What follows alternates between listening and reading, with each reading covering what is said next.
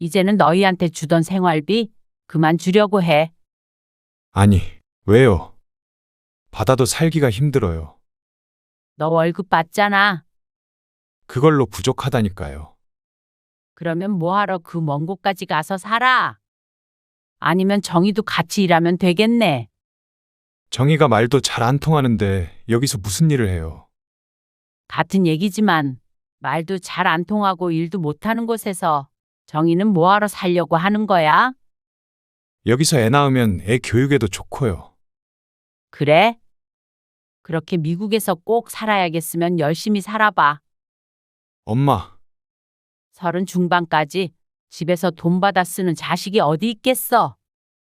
엄마 아빠도 할 만큼 했다. 갑자기 왜 이러시는 건데요? 한국에 있을 때 말씀하시지 차라리. 2년 만에 집에 오면서 껌 한 통도 안 사오는 자식한테 무슨 말을 하니? 오늘 이야기 속 주인공은 61세 서순애 씨입니다. 그리고 그녀의 아들과 며느리에 관한 이야기이죠. 서 씨는 최근 들어 부모와 자식의 관계에 대해서 다시 생각하게 됐습니다.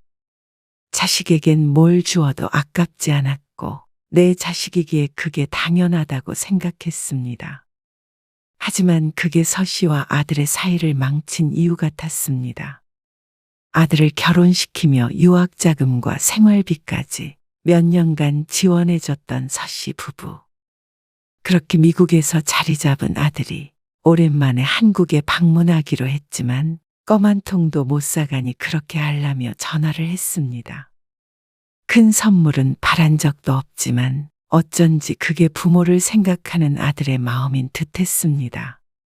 그리고 아무리 내리사랑이라고 한들 서 씨 또한 사람이었습니다.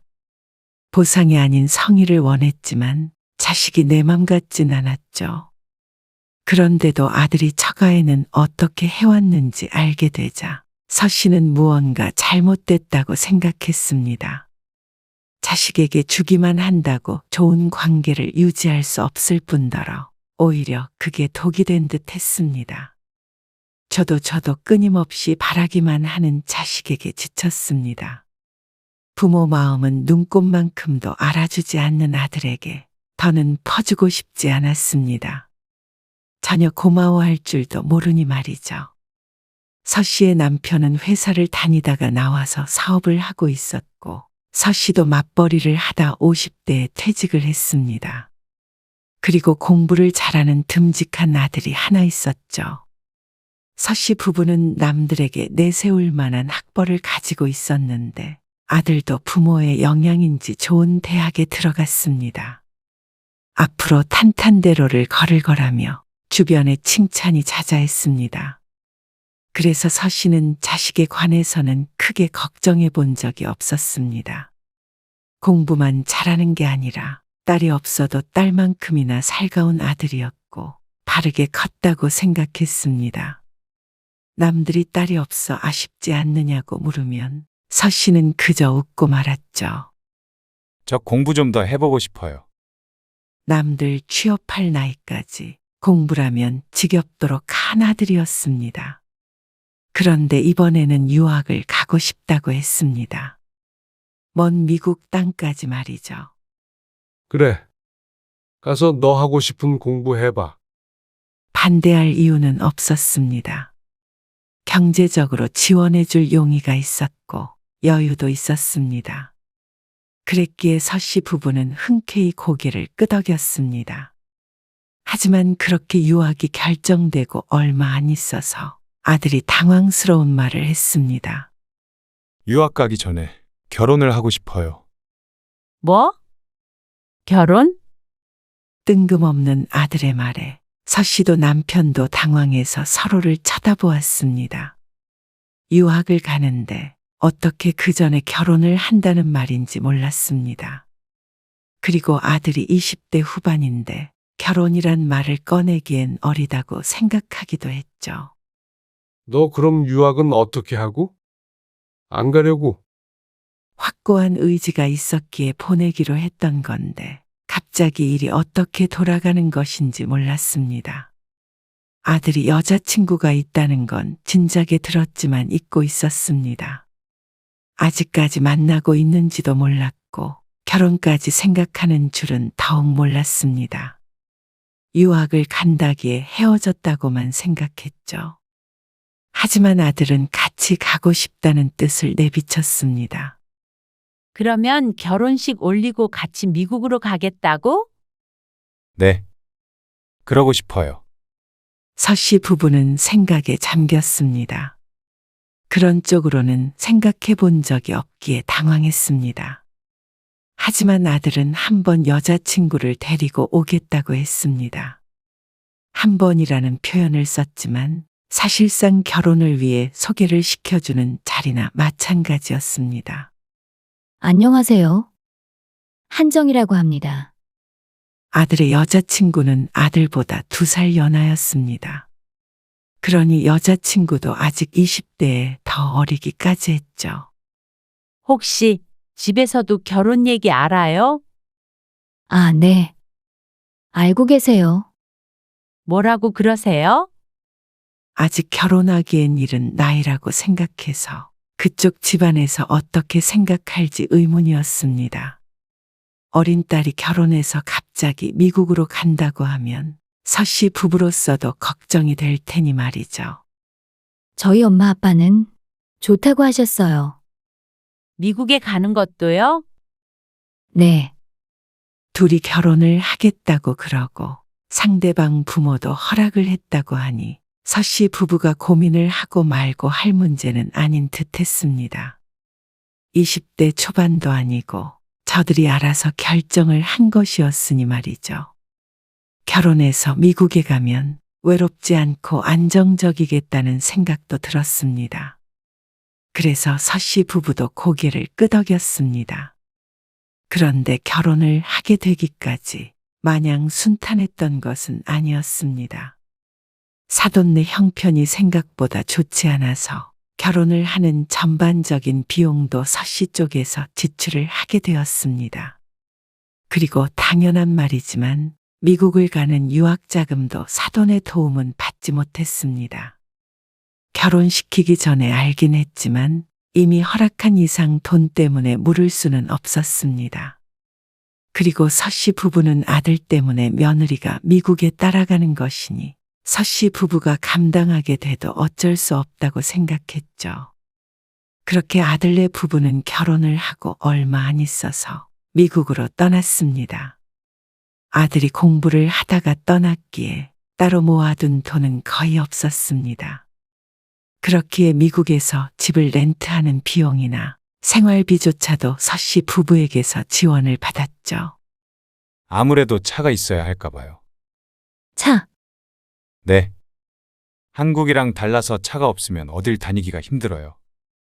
하긴 워낙 땅덩어리가 크니까. 서씨는 미국에 가본 적은 없었지만 아들이 차가 없어 힘들다길래 걱정이 됐습니다. 근데 목돈이 들어가서 고민 중이에요. 서씨는 아들의 생활비를 넉넉하게 보내주려고 노력했습니다. 아들은 공부를 마친 뒤에는 미국에서 직장에 다니며 살길 원했기에 공부가 끝날 때까지는 지원해 주기로 약속했죠. 그런데 서씨가 상당한 돈을 붙여주고 있음에도 불구하고 아들은 늘 여유롭지 않아 보였습니다. 그래서 서씨가 남편과 상의를 했습니다. 아무래도 불편하긴 하겠지. 그래서 중고차라도 하나 사줘야 할까봐. 그래. 그렇게 해. 그리고 아들과 며느리는 굉장히 기뻐했습니다. 미국에서의 삶이 달라졌다며 진작 살 거랬죠. 중고차라고는 해도 큰 돈이 나갔지만 그래도 서씨 부부도 덩달아 기분이 좋았습니다. 그렇게 서씨 부부는 아들을 위해 물심양면 지원을 아끼지 않았습니다. 아들 며느리는 미국 생활에 잘 적응을 했고 그곳에서 살겠다는 마음을 바꾸지 않았습니다. 하지만 서씨 부부는 마음 한켠이 횡하긴 했죠. 하나밖에 없는 아들이 먼 타지에 가서 한국엔 거의 들어오질 않으니 그럴만도 했습니다. 거기에 기한이 있는 것도 아니고 앞으로도 쭉 그럴 것이라고 생각하면 쓸쓸할 때도 많았습니다. 이번에는 한 번 못 와? 아, 이번에는 좀 힘들 것 같은데요. 그래? 네, 아무래도 들어갔다 오면 비용도 만만치 않고요. 여기 생활에 지장이 있어요. 요즘 좀 바빠서요. 자꾸 돈 얘기를 꺼내는 아들이 의아했지만 바쁘다는 말에 마음을 접었습니다.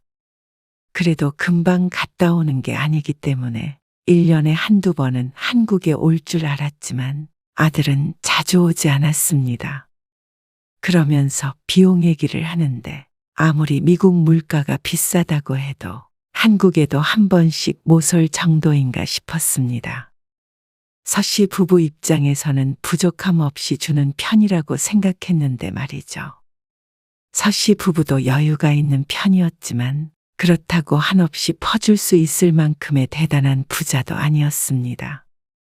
그렇기에 돈 얘기를 꺼낼 때마다 돈을 붙여줄 수는 없었죠. 그래. 그러면 내년에라도 한 번 와. 공부하러 간 자식 어쩌겠나 싶었습니다. 그렇게 아들이 미국으로 간 지 5년 후 아들도 그곳에서 직장을 다녔습니다. 그리고 아들은 30대 중반이 되었죠. 네 엄마 아파서 입원했다가 어제 퇴원했어. 그래. 치료받아서 이제 걱정할 정도는 아니고. 그래도 면역이 떨어져 있다고 관리 잘해야 한다고 그러니까. 전화 자주 하고. 알았어. 어쩔 수 없지. 금방 오갈 수 있는 것도 아니잖냐? 그래. 너희도 아프지 말고. 이만 끊자. 아들과 전화 통화하는 남편의 모습을 서씨는 누워서 지켜봤습니다. 요새 자꾸 아픈 데가 많아져 병원을 들락날락했습니다.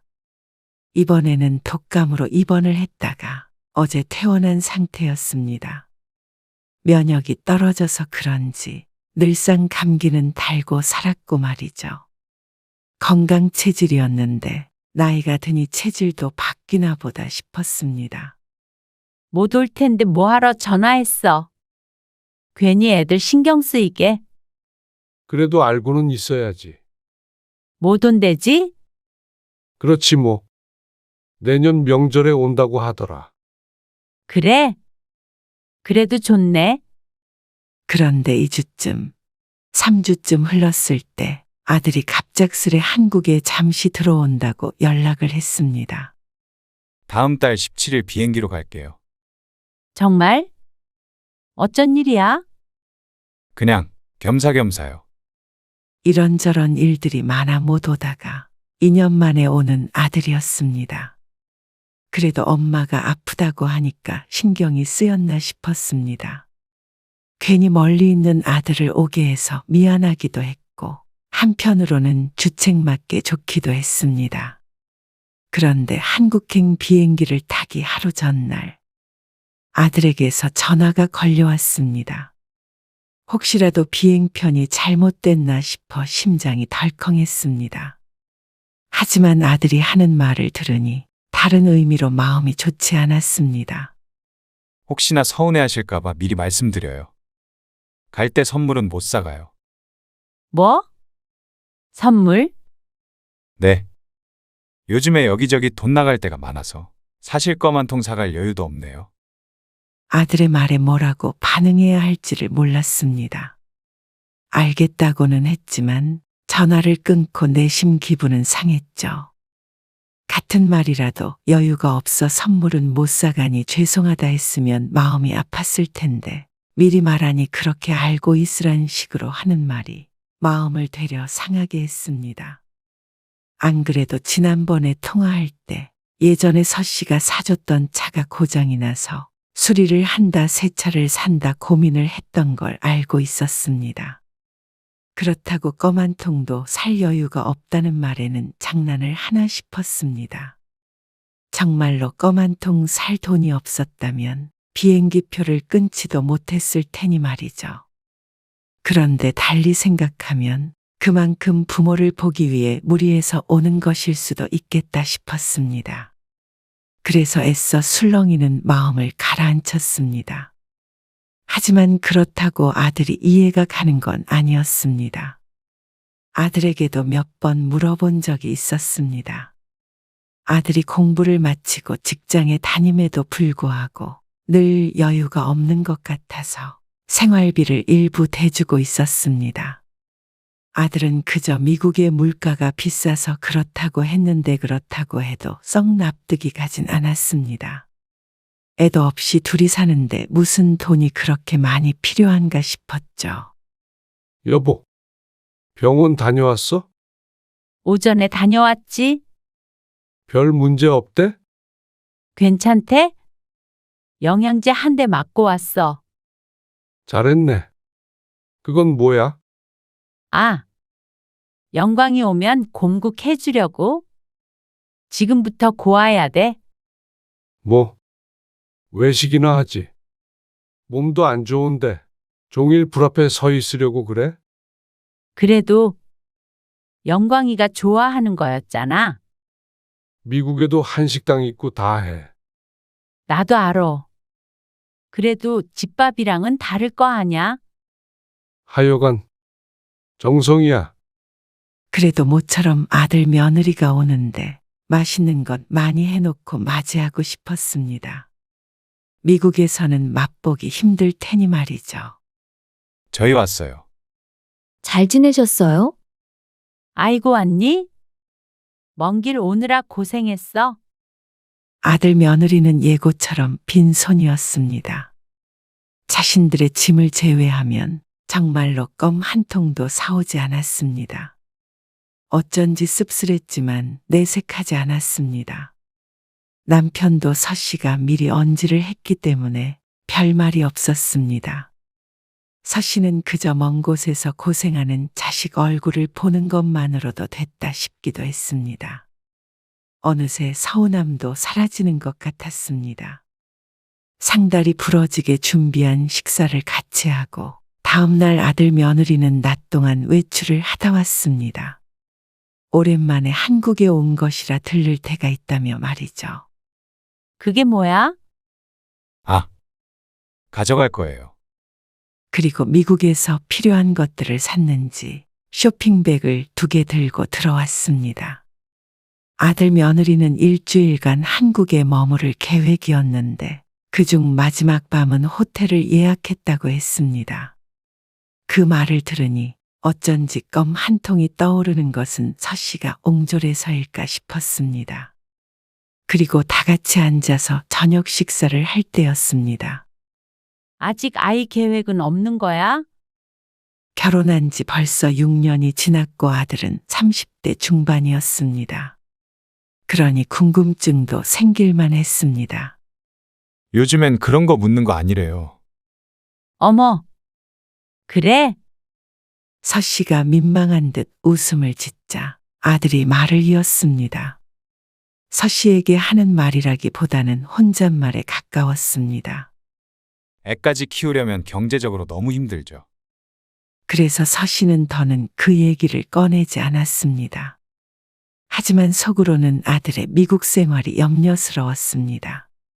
받은 지원이 적지 않은데도 자꾸만 경제적으로 힘들다고 한다면 미국에서 사는 게 의미가 있나 싶었습니다.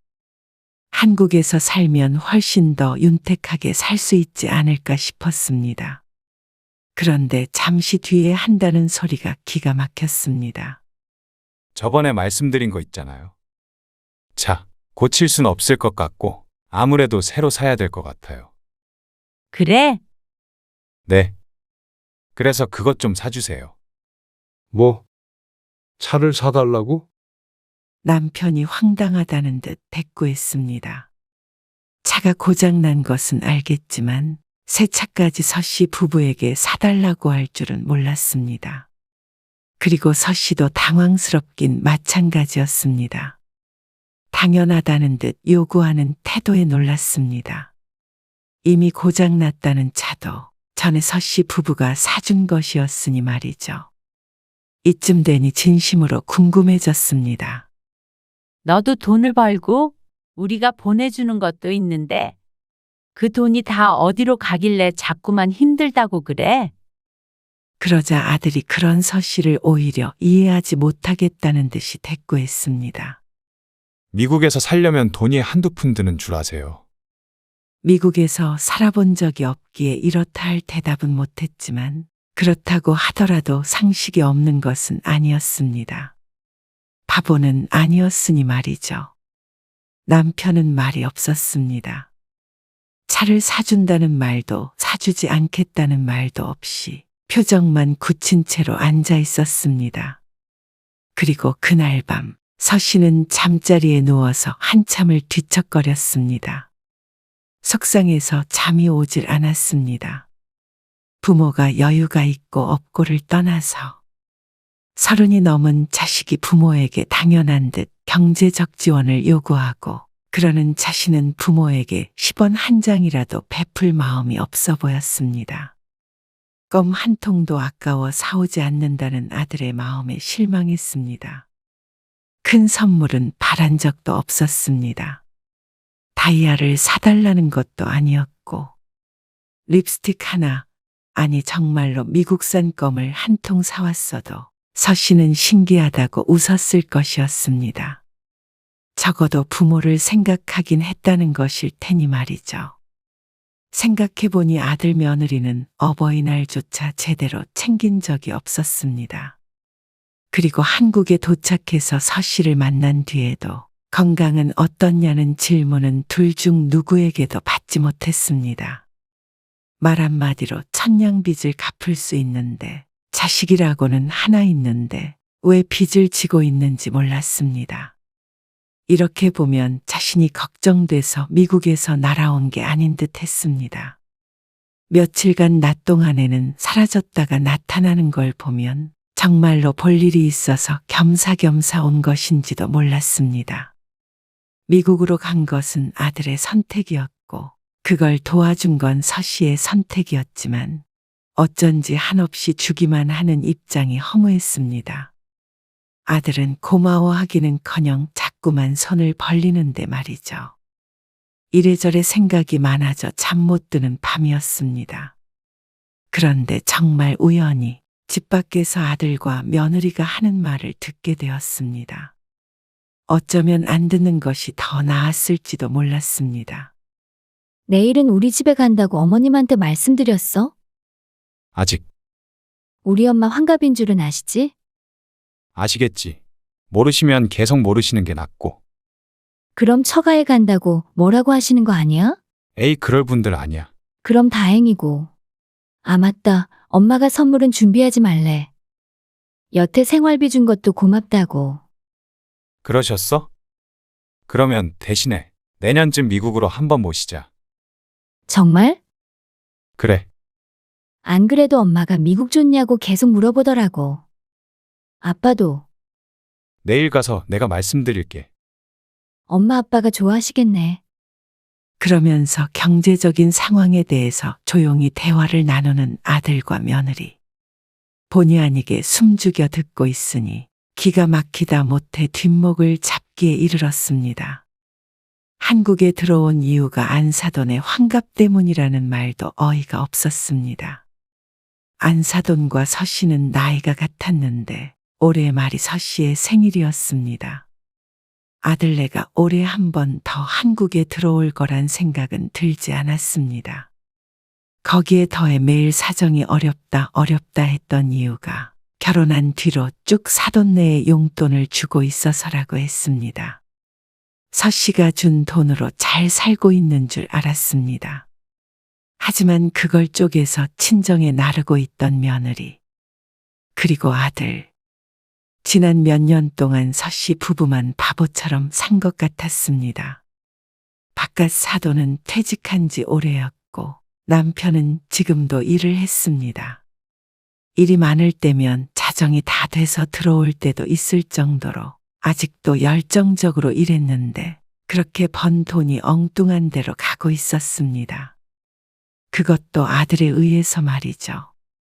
차라리 누군가 훔쳐갔다고 한다면 기분이 더 나을 것 같았습니다. 여태 유학자금을 주었던 것이 후회가 되었습니다. 자식에게 준 사랑을 후회해 본 적이 없는데 처음으로 후회가 되었습니다.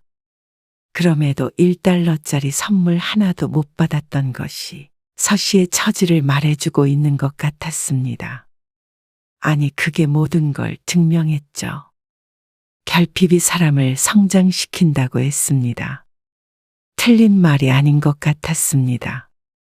그러니 결핍 없이 많은 걸 받고 자란 아들은 성장을 하지 못한 듯 했죠. 그리고 그건 서 씨 부부가 자초한 일이었습니다. 남편은 서 씨의 말을 듣고 한마디 내뱉었습니다. 이제는 한 푼도 지원해 주지 마. 서 씨와 같은 생각이었습니다. 전날 차를 사달라고 했을 때부터도 남편도 생각이 많아 보였는데 역시나 서 씨와 같았죠. 아들은 다음 날엔 처가에 가서 이틀간 있었고 마지막 날엔 호텔에서 지내다가 미국으로 돌아갔습니다. 참 짧은 재회였습니다. 아들을 위해 한솥 끓인 공국은 전부 소분되어 냉동실로 들어갔습니다. 그리고 미국에 도착하기가 무섭게 전화를 해서 차 얘기부터 꺼내는 아들. 이제는 서 씨도 냉정해져야 할 때였습니다. 차는 바로 사야 해요. 안 그럼 어딜 돌아다니질 못하니까요. 그래? 바로 사라. 너희 돈으로. 그러자 아들은 당황한 듯 보였죠. 아들이 오기 전까지만 해도 어느 정도 보태줄 생각도 하고 있던 서 씨였습니다. 그런 서 씨가 순식간에 태도를 바꾸니 놀란 것 같았습니다. 이제는 너희한테 주던 생활비 그만 주려고 해. 아니, 왜요? 받아도 살기가 힘들어요. 너 월급 받잖아. 그걸로 부족하다니까요. 그러면 뭐하러 그 먼 곳까지 가서 살아? 아니면 정희도 같이 일하면 되겠네. 정희가 말도 잘 안 통하는데 여기서 무슨 일을 해요? 같은 얘기지만 말도 잘 안 통하고 일도 못하는 곳에서 정희는 뭐하러 살려고 하는 거야? 아들네가 한국으로 들어오길 이제는 바라지 않았습니다. 그럼에도 아들이 무슨 생각을 하고 있는지는 궁금했습니다. 여기서 애 낳으면 애 교육에도 좋고요. 그래? 그렇게 미국에서 꼭 살아야겠으면 열심히 살아봐. 엄마, 30 중반까지 집에서 돈 받아 쓰는 자식이 어디 있겠어? 엄마 아빠도 할 만큼 했다.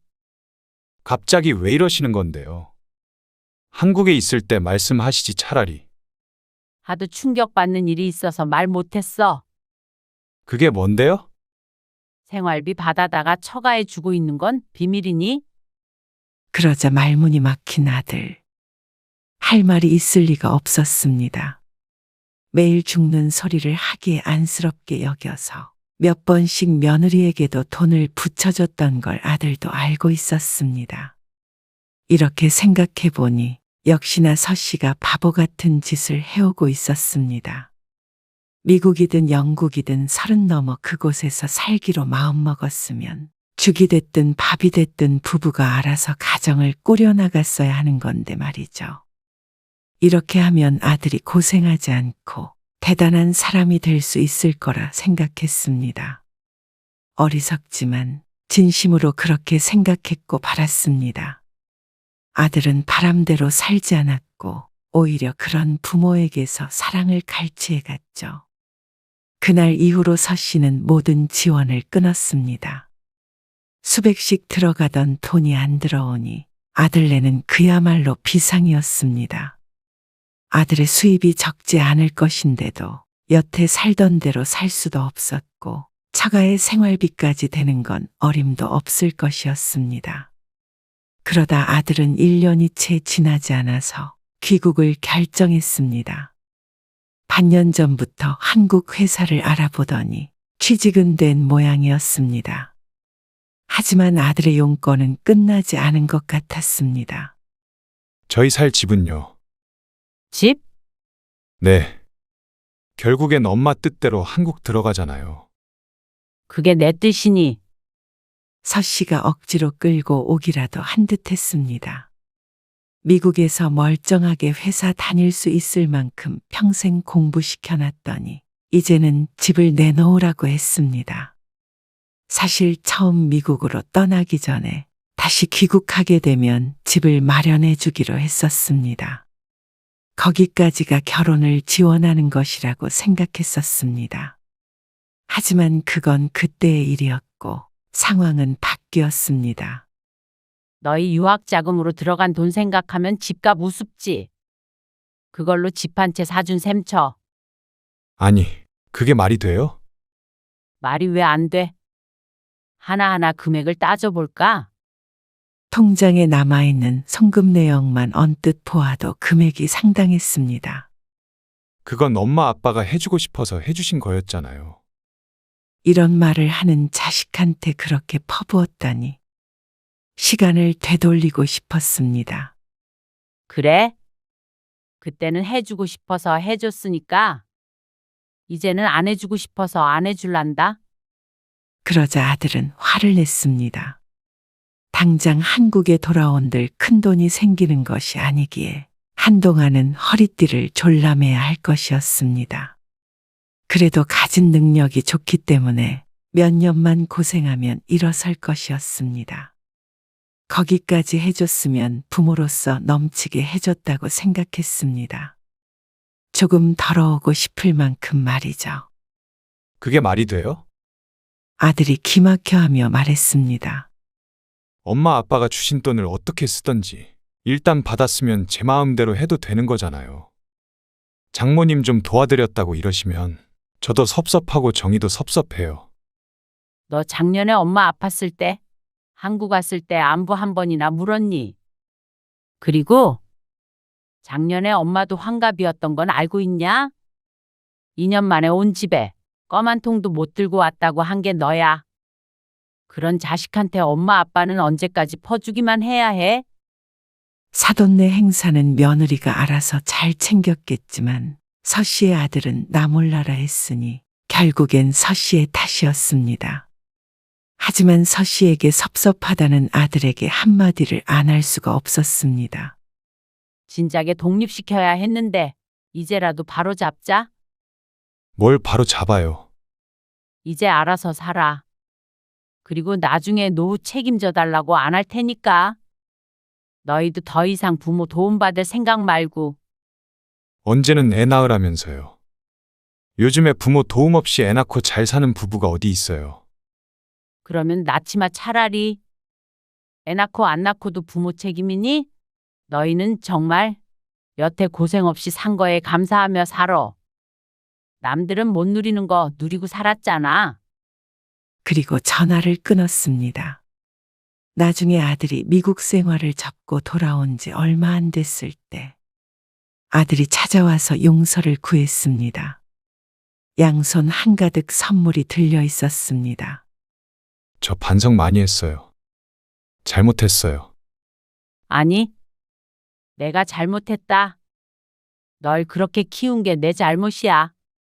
서 씨는 진심으로 후회하고 반성했습니다. 이제라도 깨달았으니 아들도 깨닫길 바랐습니다. 잘못했다고 말하는 게 진심인지는 알 수 없겠지만 경제적 지원이 없이도 이렇게 계속 찾아온다면 아들과의 관계를 다시 생각해 볼 마음은 있었죠. 적어도 그게 지금은 아니었습니다. 그리고 시간이 지나 아들과 가깝게 지내더라도 더 이상의 지원은 없기로 했습니다. 부모가 번 돈, 이제는 부모가 쓰다 죽기로 남편과 약속했죠. 아들도 그걸 받아들일지는 미지수였지만 말이죠.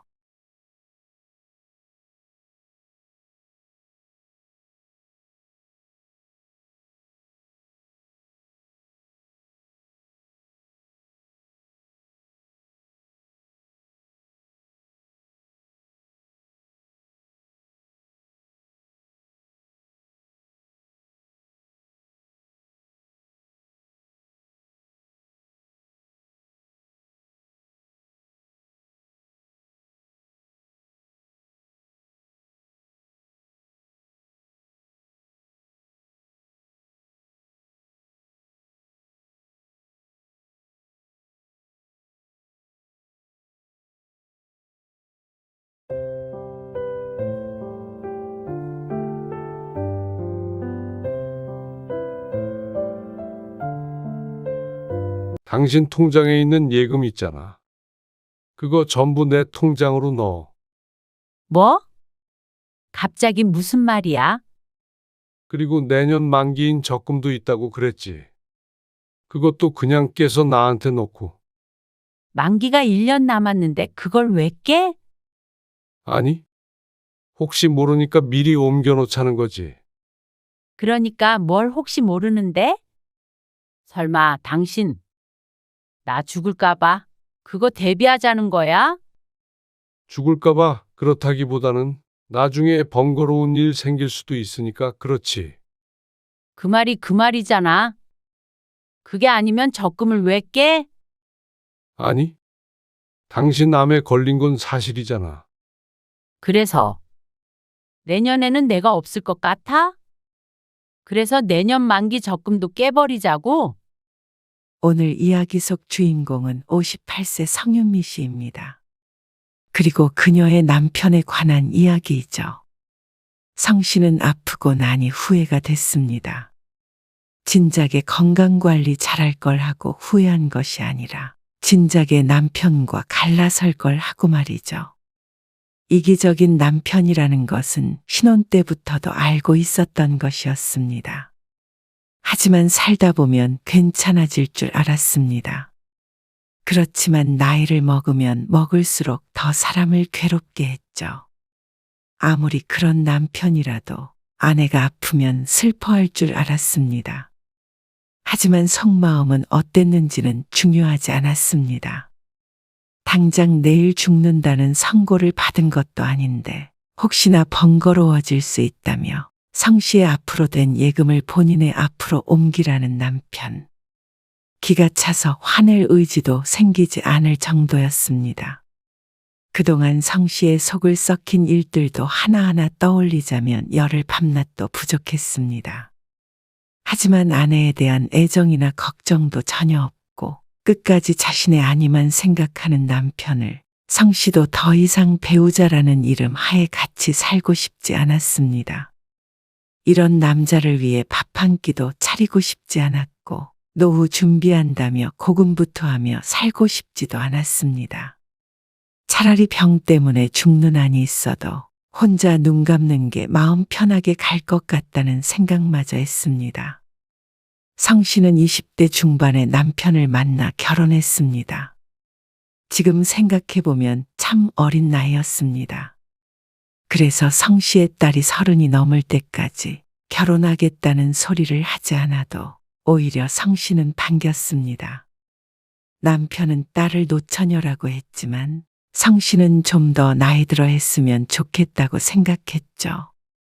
그만큼 성 씨는 남자 보는 눈이 없었던 것 같았습니다. 젊었을 땐 참 순진했던 탓에 남편에게 처음으로 정이 떨어졌을 때도 이혼할 생각은 하지 못했습니다. 점점 나이 들어서는 애들을 키우느라 참았고 더 나이 들자 이제 와서 무슨 이혼이냐 싶어서 그냥 살았습니다. 아마 다들 이렇게 살지 않을까 하는 생각을 하며 말이죠. 붙어 살다 보면 좋은 면만 볼 수는 없는 게 당연했습니다. 세상에 배우자에게 불만이 없는 사람이 어디 있을까요? 하지만 성 씨의 남편은 유별났습니다. 오죽했으면 자식들마저 대학생이 되자마자 나가서 살았죠. 그러자 남편의 예민하고 이기적인 성격을 성 씨 혼자 견뎌야 했지만 그래도 자식들이 괴로운 것보다는 나았습니다. 젊은 시절에도 남편의 이해할 수 없는 행동들이 참 많았습니다. 그래서 싸우기도 많이 싸웠고 나중에는 거의 체념하기에 이르렀죠. 처음 아이가 태어났을 때 1인 병실에 사흘 입원해 있었을 때였습니다. 이것 보세요. 지금 내 말이 틀렸다는 겁니까? 아니요. 틀렸다는 게 아니고요. 면적은 차이가 조금 있을 수 있어요. 아까는 똑같다면서요. 육안으로 봤을 때는 거의 차이가 없어서. 확실히 우리 병실이 더 작은데. 그러면 돈을 덜 받기라도 해야 할 거 아닙니까? 아니요. 면적대로 비용이 드는 게 아니라서요. 더 넓은 데는 더 비싸다고. 아까 그쪽 입으로 말했잖아요. 입원해 있던 병실 앞에서 간호사와 싸우던 남편. 이유는 성 씨가 들어도 어처구니가 없었습니다. 옆 병실보다 작은데 금액은 왜 똑같냐며 따지는 것이었습니다. 나중에 줄자까지 가져와 면적을 재려는 남편을 성 씨가 말릴 수밖에 없었습니다. 저 보호자 또 왜 저래? 몰라. 진짜 간호사 못해 먹겠다.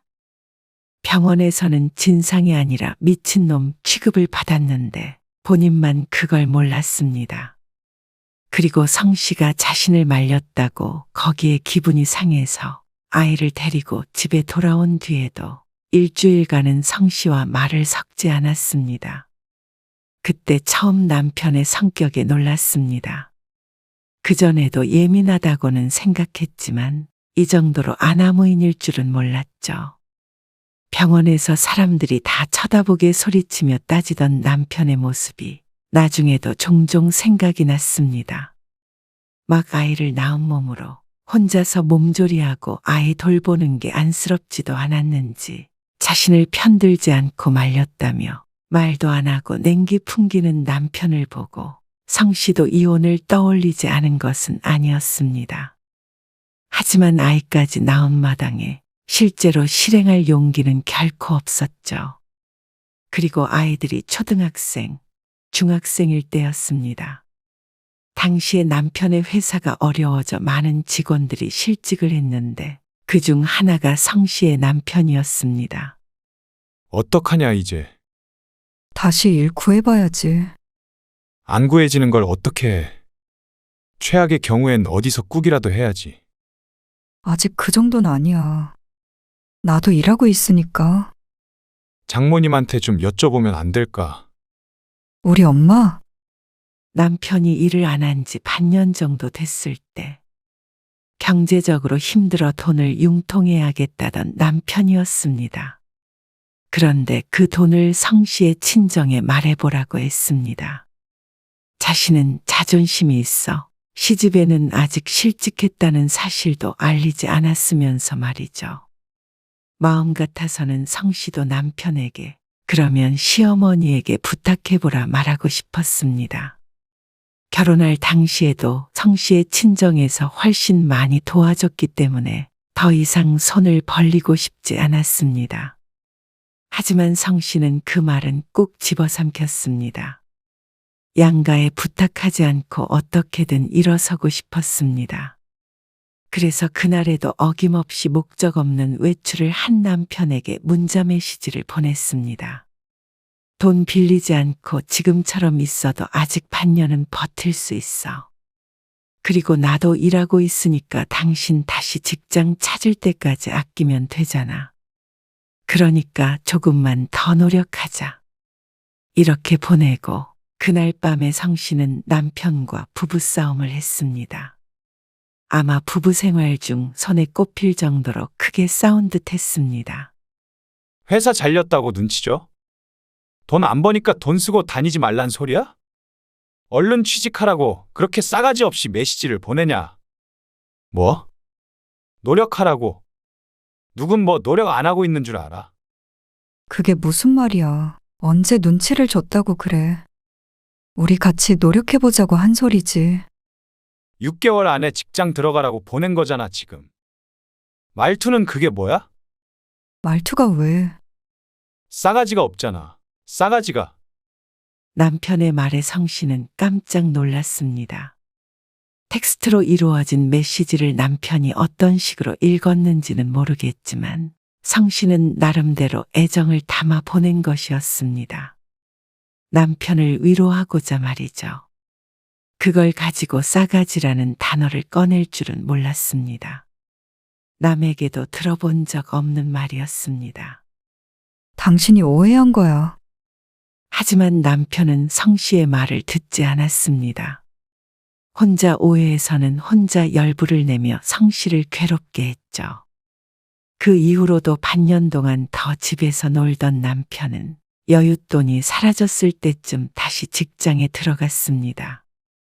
실직한 지 1년 만이었고 그동안 성 씨는 일하고 애들 키우고 남편 짜증까지 받아내느라 스트레스로 위험을 달고 살아야 했죠. 결국 다시 일을 하기 시작했지만 남편은 두고두고 그때의 이야기를 꺼내며 성 씨를 괴롭게 했습니다. 성 씨는 무얼 잘못했는지도 모른 채 남편의 잔소리가 시작되면 입을 꼭 다물고 있었습니다. 그게 가장 빨리 끝낼 수 있는 방법이었으니 말이죠. 나이가 들수록 덜해야 하는데 남편은 더했습니다. 성 씨의 말 한마디를 꼬투리 잡고 화내는 것은 일상이었습니다. 집요하게 따지고 들며 대답을 한마디라도 잘못하는 날에는 난리가 나는 것이었습니다. 성 씨는 젊었을 때는 적극적으로 해명하기도 하고 싸우기도 했습니다. 하지만 점점 나이 들어갈수록 그냥 참고 살게 됐습니다. 되도록 남편과는 대화를 많이 나누지 않으며 말이죠. 한 번은 웃긴 사건도 있었습니다. 오래되지 않은 7, 8년 전 일이었는데 어디 가서 말도 못하는 창피한 일이었죠. 으악! 이게 뭐야? 왜 그래? 저녁을 먹고 난 뒤 잠자리에 들기 전이었는데 소파에 앉아서 휴대폰을 들여다보고 있던 남편이 벼랑간 소리를 질렀습니다. 큰일이라도 난 줄 알고 부엌에 있던 성 씨가 나가보자 남편이 안절부절 못하고 있었습니다. 아씨, 골치 아픈 듯한 표정으로 휴대폰을 내려보는 남편을 의아하게 쳐다보는데 남편의 입에선 육두문자까지 흘러나왔죠. 뭘 잘못 보냈어? 이미 보낸 거 취소 어떻게 해? 얼른. 뭘? 누구한테? 옆으로 가서 슬쩍 화면을 봤는데 남편이 화들짝 휴대폰을 감췄습니다. 하지만 크게 떠있던 사진은 이미 보고 말았죠. 그게 무슨 사진이야, 도대체? 뭐가? 그 사진을 누구한테 보냈다는 건데? 그러자 남편은 민망한 줄은 아는지 헛기침을 했습니다. 웬 속옷만 입은 젊은 여자 사진을 크게 띄워놓았는데 그걸 직장 동료에게 보낸다는 걸 실수로 사촌에게 보내버렸다고 했습니다. 그것도 하필이면 잘 연락하지도 않는 사촌 누이였죠. 망신도 이런 망신이 없었습니다. 이미 사촌 누이는 메시지를 본 상태였는데 당연히 답장은 없었습니다. 어쩌면 이런 미친놈이 다 있나 생각하고 있는지도 몰랐습니다. 성 씨의 머리도 띵해지는 기분이었습니다. 애초에 직장 동료와 왜 그런 사진을 주고 받는지도 이해가 가지 않았습니다. 아니, 그런 거 왜 보내 도대체? 아, 남자가 그럴 수도 있지 뭐. 그만한 딸이 있는 남자가 그럴 수가 있다고? 그러자 남편의 인상이 심하게 구겨졌습니다. 자신도 창피한 줄은 아는지 평소보다도 심하게 화를 냈습니다. 아니, 나도 지금 짜증나 죽겠는데 당신이 왜 난리야? 잘못 보낸 게 문제가 아니라 성 씨는 너무 실망스러웠습니다. 평소에 체면이 어쩌고 하는 말을 자주 하던 남편이었는데 그런 사진을 주고받는 건 체면이 서는 일인가 싶었습니다. 그걸 보내면서 희희낙낙했을 남편을 상상하니 어쩐지 징그럽기까지 했습니다. 나이 먹고 그러고 싶을까? 성 씨도 못 참고 한마디 덧붙이자 남편이 폭발한 것은 당연한 수순이었습니다. 사진은 자신의 것이 아니며 뭘 잘못 눌러 실수로 보냈다는 변명과 함께 여자가 남편을 우습게 한다가 결론이었습니다. 그리고는 혼자서 열이 받았는지 집을 나가버렸습니다. 성 씨는 놀라지 않았습니다. 다투는 날이면 늘 이렇게 집 밖으로 뛰쳐나갔는데 꼭 다음 날이 주말일 때만 그랬습니다. 어쩌면 화가 났다는 핑계로 나가서 실컷 놀다 오는지도 몰랐습니다. 처음엔 계속 전화도 하고 나가서 찾아보기도 하고 시집에까지 연락해서 행방을 찾아보곤 했지만 이제는 성 씨도 그러려니 하게 되었습니다. 차라리 나가버리는 게 잔소리 듣지 않고 좋다는 생각까지 들었습니다. 처음엔 낮에 나갔다 밤늦게 들어왔지만 최근 들어서는 외박을 하는 경우도 있었는데 나중에 물어보면 찜질방에 갔다. 회사 사람 누구랑 있었다 하고 둘러대는데 사실 여부는 알 수 없었습니다.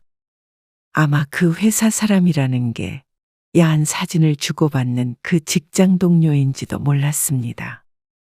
뭐 하는 사람이길래 남편과 그렇게 친밀한지는 모르겠고 실존 인물인지조차 모르겠지만 둘 다 추잡한 건 분명한 사실이었습니다. 그런 직원이 둘이나 있는 회사가 딱 할 뿐이었습니다. 하지만 그렇게 직장이라도 다니던 때가 나왔습니다. 성 씨의 남편은 2년 전에 은퇴를 했는데 그 뒤로는 다른 이유로 더 골치가 아팠습니다. 여보, 가스 밸브를 안 잠그고 나온 것 같아서 당신이 좀 잠가줘. 성 씨는 출근한 뒤 든 생각에 남편에게 전화를 걸어 말했습니다. 하지만 대답을 듣기 전에 시끌시끌한 소리가 먼저 들렸습니다. 나 지금 집 아니야. 어디야? 골프 치러 왔지. 오늘도? 어제는 당구. 당신이 퇴근하고 가서 잠가. 아, 정신을 어디다 두고 다녀. 그렇게 늦게 들어가게. 한잔하고 들어가야지. 그렇게 끊어진 전화에 한숨밖에 나오지 않았습니다. 남편은 퇴직 후 매일 쏘다녔습니다. 골프며 당구며 취미도 참 많았습니다. 처음 1년간은 그래도 정년까지 고생을 했으니 쉬는 것이 좋다고 생각했습니다. 하지만 남편은 2년이 지난 지금까지도 아무것도 하지 않고 인생을 즐겼습니다. 노후 생각을 하면 앞으로 50년은 더 먹고 살 걱정을 해야 했습니다. 아, 남자가 퇴직해서 이 나이에 무슨 일을 할 수 있다고 그래. 여자는 뭐 할 일 많지만. 성씨 생각엔 눈이 높아서 그런 것이었습니다. 그냥 지금 가진 걸로 살면 되지. 왜 바가지를 긁고 그래? 남편의 말만 들으면 노후 걱정이 전혀 없는 집 같지만 그렇지 않았습니다.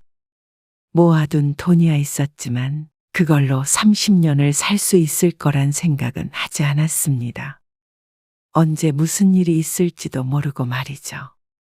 그래서 성 씨는 힘 닿는 데까지는 경제 활동을 해야 한다는 주의였는데 남편은 반대였습니다. 퇴직했으면 그걸로 끝이고 뭘 해보려는 생각도 하지 않았습니다. 나이 들어 할 수 있는 일이 없다는 핑계를 대며 말이죠. 자식들은 아직 결혼도 안 한 상태였고 여전히 일을 하고 있는 성 씨의 속만 타들어갔습니다. 한 달에 100만 원을 벌어오는 일이라도 했으면 좋겠지만 남편은 그런 건 자존심이 상해서 안 한다고 했습니다. 내가 사업을 했으면 했지. 체면 상하게 100만 원 벌러 알바라도 하라는 거야? 그렇다고 사업을 준비하는 것도 아니었습니다. 그냥 2년 내내 놀고 먹었습니다. 생활비는 성 씨가 벌어온 돈으로 썼지만 맞벌이를 하다가 외벌이로 모든 돈을 충당할 수가 없었습니다. 그래도 한 살이라도 젊었을 때 벌어놔야 할 거 아니야. 우리 둘 다 젊은데 70까지는 무슨 일이든 하지. 아니, 퇴직한 지 얼마나 됐다고 사람을 이렇게 갈구는 거야? 내가 쉬는 게 그렇게 눈꼴 시렵냐? 그런 말이 아니잖아. 미래에 대해서 같이 상의 좀 하자는 거지. 있는 거나 아껴서 잘 살 생각을 해. 그러면서 지인들 부탁으로 보험이나 잔뜩 들어오는 남편. 또다시 돈 쓰러 골프 가방을 챙겨나가는 남편에게 무슨 정이 생기겠나 싶었습니다. 성 씨는 미칠 지경이었습니다. 잘 살아보려고 고군분투하는 건 언제나 성 씨뿐인 것 같았습니다. 고집은 어찌나 센지 아무리 성 씨가 의견을 말해도 설득해 보려 해도 한번 정한 일은 쉽게 바꾸지 않았죠. 그렇다면 남편의 말처럼 있는 거 아껴서 잘 살아야 할 텐데 그걸 망치는 것 또한 남편이었습니다. 1년 전 퇴직하고 딱 1년이 됐을 땐 받은 퇴직금 절반을 주식 투자로 날려먹었습니다. 그나마 성 씨가 중내산에 난리를 쳐서 절반이라도 건진 것이었습니다. 같이 투자했다던 직장 동료들은 죄다 휴지 조각이 됐다고 나중에 듣고는 몰래 안도하던 남편도 보았죠. 당신이 하도 돈 벌어오라고 난리를 치니까 그런 거 아니야? 그럼에도 자기가 잘났다고 말하는 남편이었습니다. 돈을 벌어야지. 이뤄놓고는 그런 말을 해. 누가 들으면 돈 벌어오라고 닭다리라도 하는 줄 알겠지만 그렇지도 않았습니다. 그랬다면 여태 가만히 있을 남편도 아니었고 말이죠. 그저 잘한 것은 자신 덕이고 못한 것은 전부 성씨 탓이었습니다. 잃은 돈 때문에 속상해하는 성씨를 남편은 못 견뎌 했습니다. 그러니 자꾸만 더 화를 내고 날카롭게 구는 것이었죠. 성씨가 하는 일은 정년이 없어 적어도 앞으로 10년은 더 다닐 수 있었습니다. 아마도 남편은 그걸 믿고 있는지도 몰랐습니다.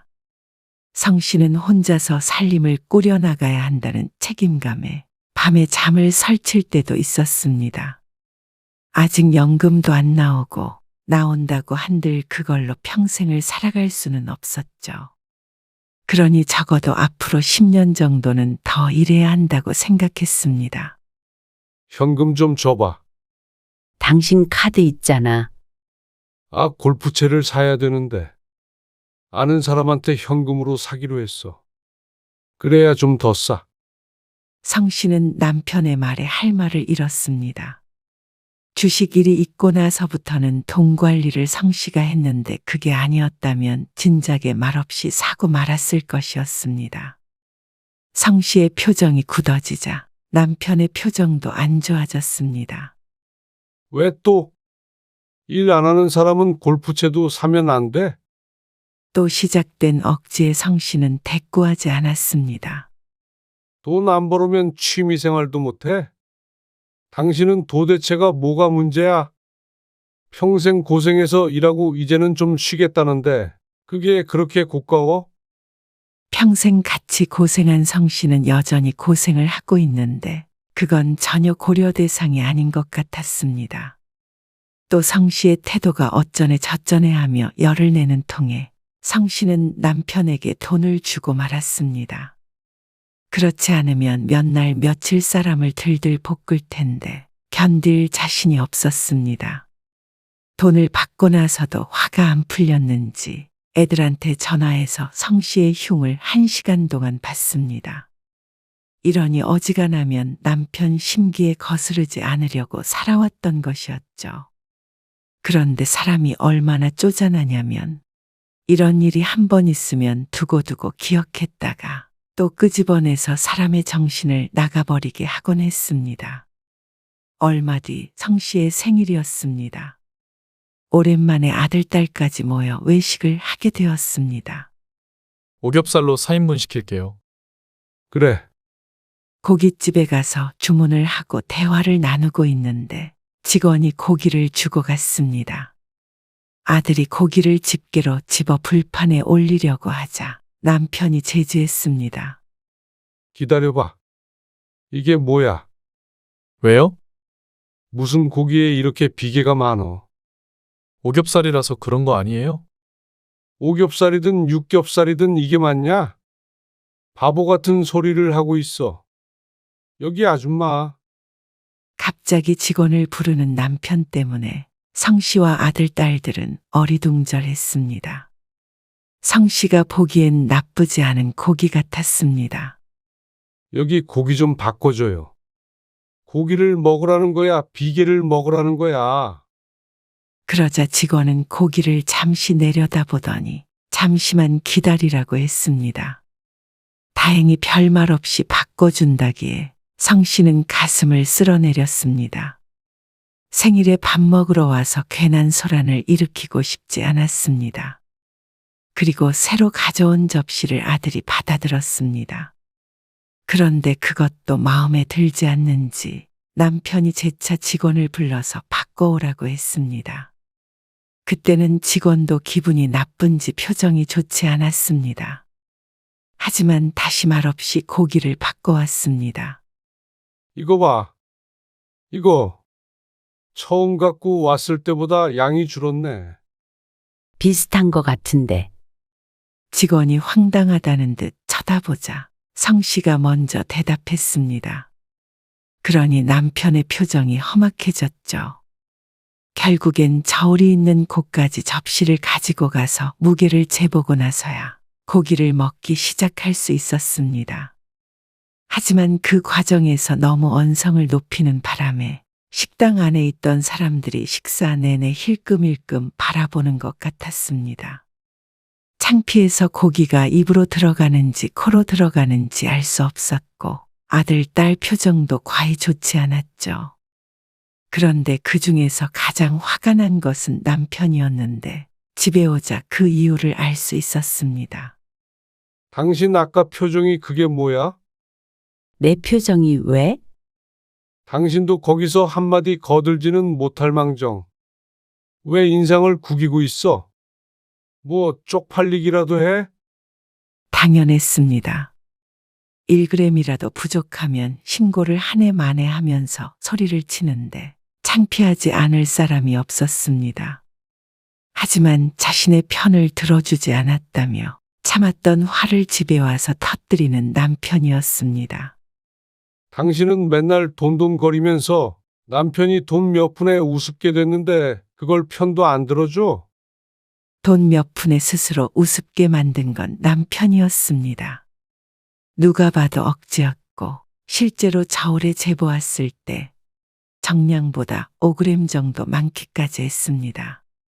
억울해하던 사장님에게 너무 미안했는데 남편은 그것마저도 성 씨의 탓이었습니다.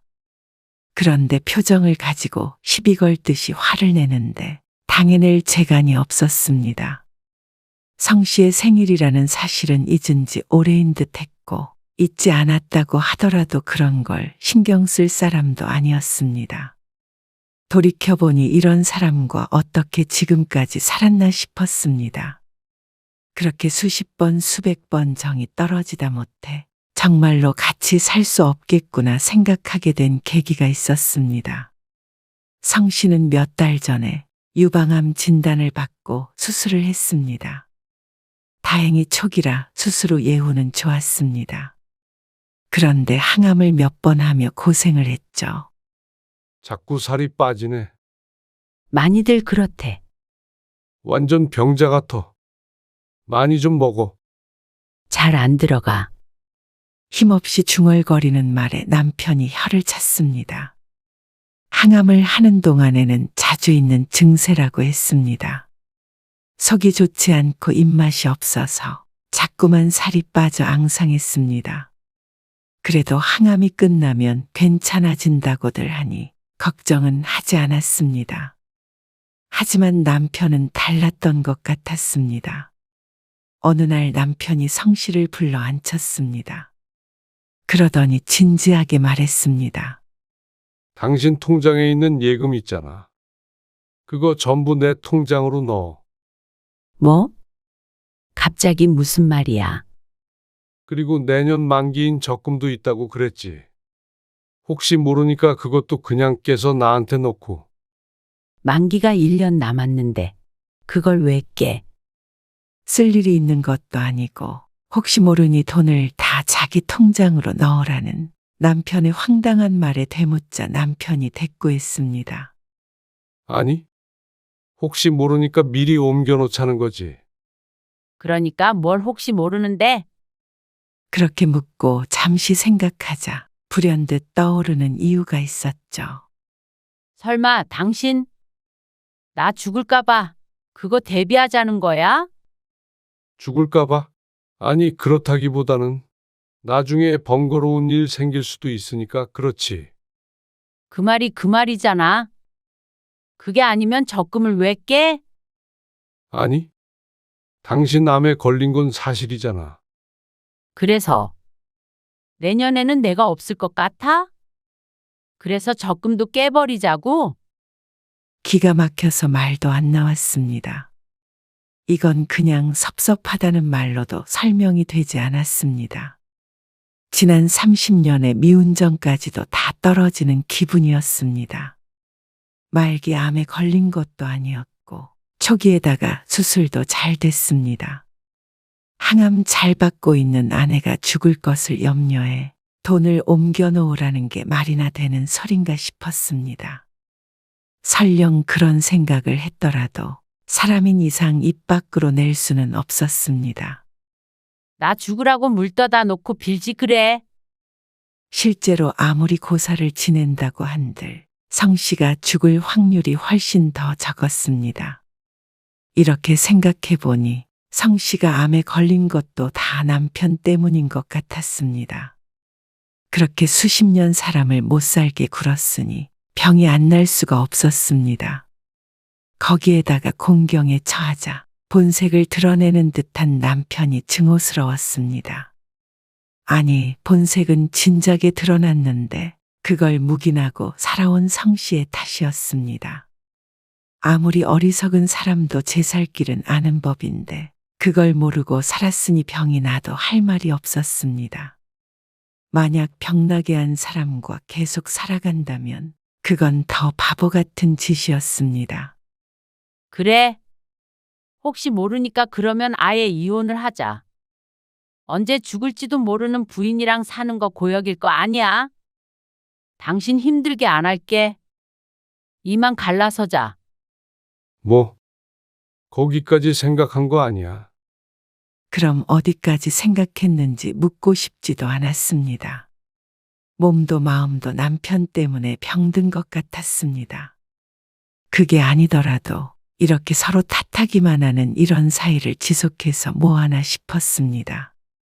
그런데 남편은 정말 이혼까지 원하는 건 아니었는지 거부를 했습니다. 이 나이에 무슨 이혼이야? 하지만 더 이상은 성 씨가 싫었습니다. 나는 마음 정했어. 이혼이 장난이야? 그냥 하루아침에 정하면 되는 거야. 30년 동안 마음 먹은 거면 해도 되는 거고. 말장난해? 다 늙어서 혼자 어떻게 살아? 왜 못 살아? 황혼 이혼하는 사람들 못 봤어? 당신 진짜 이기적인 거 아니야? 평생 돈 벌어다 줬더니 나이 드니까 이렇게 버려? 버리긴 누가 먼저 버려? 버린 건 당신이지. 내가 그래. 나 죽기도 전에 당신이 나 버린 거나 마찬가지야. 더 더러운 꼴 보기 전에 이쯤에서 끝내자. 아프더니 머리까지 어떻게 된 거 아니야? 그래. 머리까지 전이 됐나 보지. 당신은 그 몸으로 어떻게 혼자 산다는 거야? 내 몸이 뭐? 항암 얼마 안 남았고, 그러면 당신보다도 건강해질 거야. 열심히 회복해서 혼자서 노후 탄탄히 마련해 살아갈 결심이 들었습니다. 그러니까 남편도 위기감을 느꼈는지 모처럼 누그러진 투로 그런 뜻이 아니었다고 해명했습니다. 하지만 그런 뜻이었음을 가장 잘 아는 것은 성 씨였습니다. 끝까지 이혼을 못하겠다기에 성 씨는 일주일 뒤에 짐을 싸서 나와버렸습니다. 이 와중에도 또다시 그놈의 골프를 치러 가서 얼씨구나 했죠. 그리고 전화에선 불이 났습니다. 하지만 서류상으로 정리가 됐든 안 됐든 상관없었습니다. 남편과 떨어져 살면 항암을 안 해도 살 것 같았습니다. 방을 얻어서 나간 성 씨는 남편에게 집을 알리지 않았습니다. 그렇게 한 달, 두 달이 흐르자 남편은 난리가 났습니다. 전화를 차단하니 자식들을 통해서 연락이 왔지만 그래도 성 씨의 마음을 되돌릴 수는 없었습니다. 어느새 항암을 마친 성 씨는 완치된 것은 아니었지만 스스로 느끼기에도 건강을 되찾았다고 느꼈습니다. 그날 이후로 운동도 꾸준하게 했고 무엇보다 스트레스가 없으니 이제야 좀 살 것 같았습니다. 반면에 남편은 잘 살 수 있을 리가 없었습니다. 아파트는 남편에게 주고 모아둔 돈은 성씨가 갖겠다고 했는데 집만 가지고 남편이 살아갈 수가 없었죠. 노는 것도 누군가 뒷바라지를 해줘야 노는 거지. 천년만년 마냥 그러고 살기는 쉽지 않았습니다. 자식들 생각은 안 하냐? 이혼 가정이라고 하면 결혼이라도 하겠냐고. 어느 날 다른 번호로 전화를 건 남편이 따졌습니다. 하지만 그건 모르는 소리였습니다. 자식들은 여태 같이 산 게 용하다는 반응이었습니다. 그리고 자기들 결혼은 알아서 할 테니 걱정 말라고 한 것이 벌써 한참 전이었습니다. 그러니 성씨는 좀 더 마음 편히 내 살 길이나 찾아야겠다고 생각했습니다. 그동안 숨죽여 살고 늘 참기만 하다가 속에 병이 난 것 같았습니다. 이제는 남편만큼이나 자유롭게 살아갈 수 있을 것 같았습니다. 당신은 그 회사 친구인지 누구인지 같이 예쁜 여자들 사진 공유하면서 그렇게 살아. 적어도 외롭진 않겠네. 뭐, 진짜 이럴 거야? 그리고 지금은 서류상으로도 이혼을 하려고 소송을 건 상태였습니다. 남편은 매일 전화를 했고 화해하자는 메시지도 보냈습니다. 차단하면 번호를 바꿔가면서 했죠. 하지만 애초에 싸운 게 아니기 때문에 화해할 것도 없었습니다. 그저 30년 동안 같이 살던 남녀가 다시 각자의 길을 가게 된 것뿐이었습니다. 그리고 성씨는 웃으며 그 길을 걸어갈 생각이었습니다.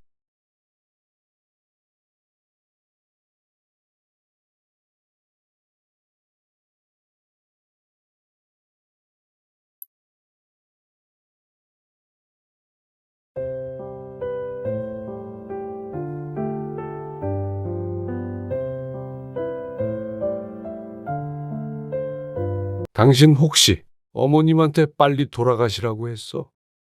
뭐? 그럴 리가 있어? 내가 왜 그런 소리를 해? 그러면 어머니가 왜 그런 말씀을 해? 난들 알아? 내가 어머님한테 그런 말 할 사람으로 보여? 어쨌거나 정확히 그렇게 말은 안 했어도 오해할 만한 말은 했을 거 아니야. 안 그래도 맨날 죽어야지 하시는데 왜 그랬어? 내일부터 밥도 안 드시겠다고 그래. 그런 말 한 적 없다니까? 비슷한 말도 한 적 없어.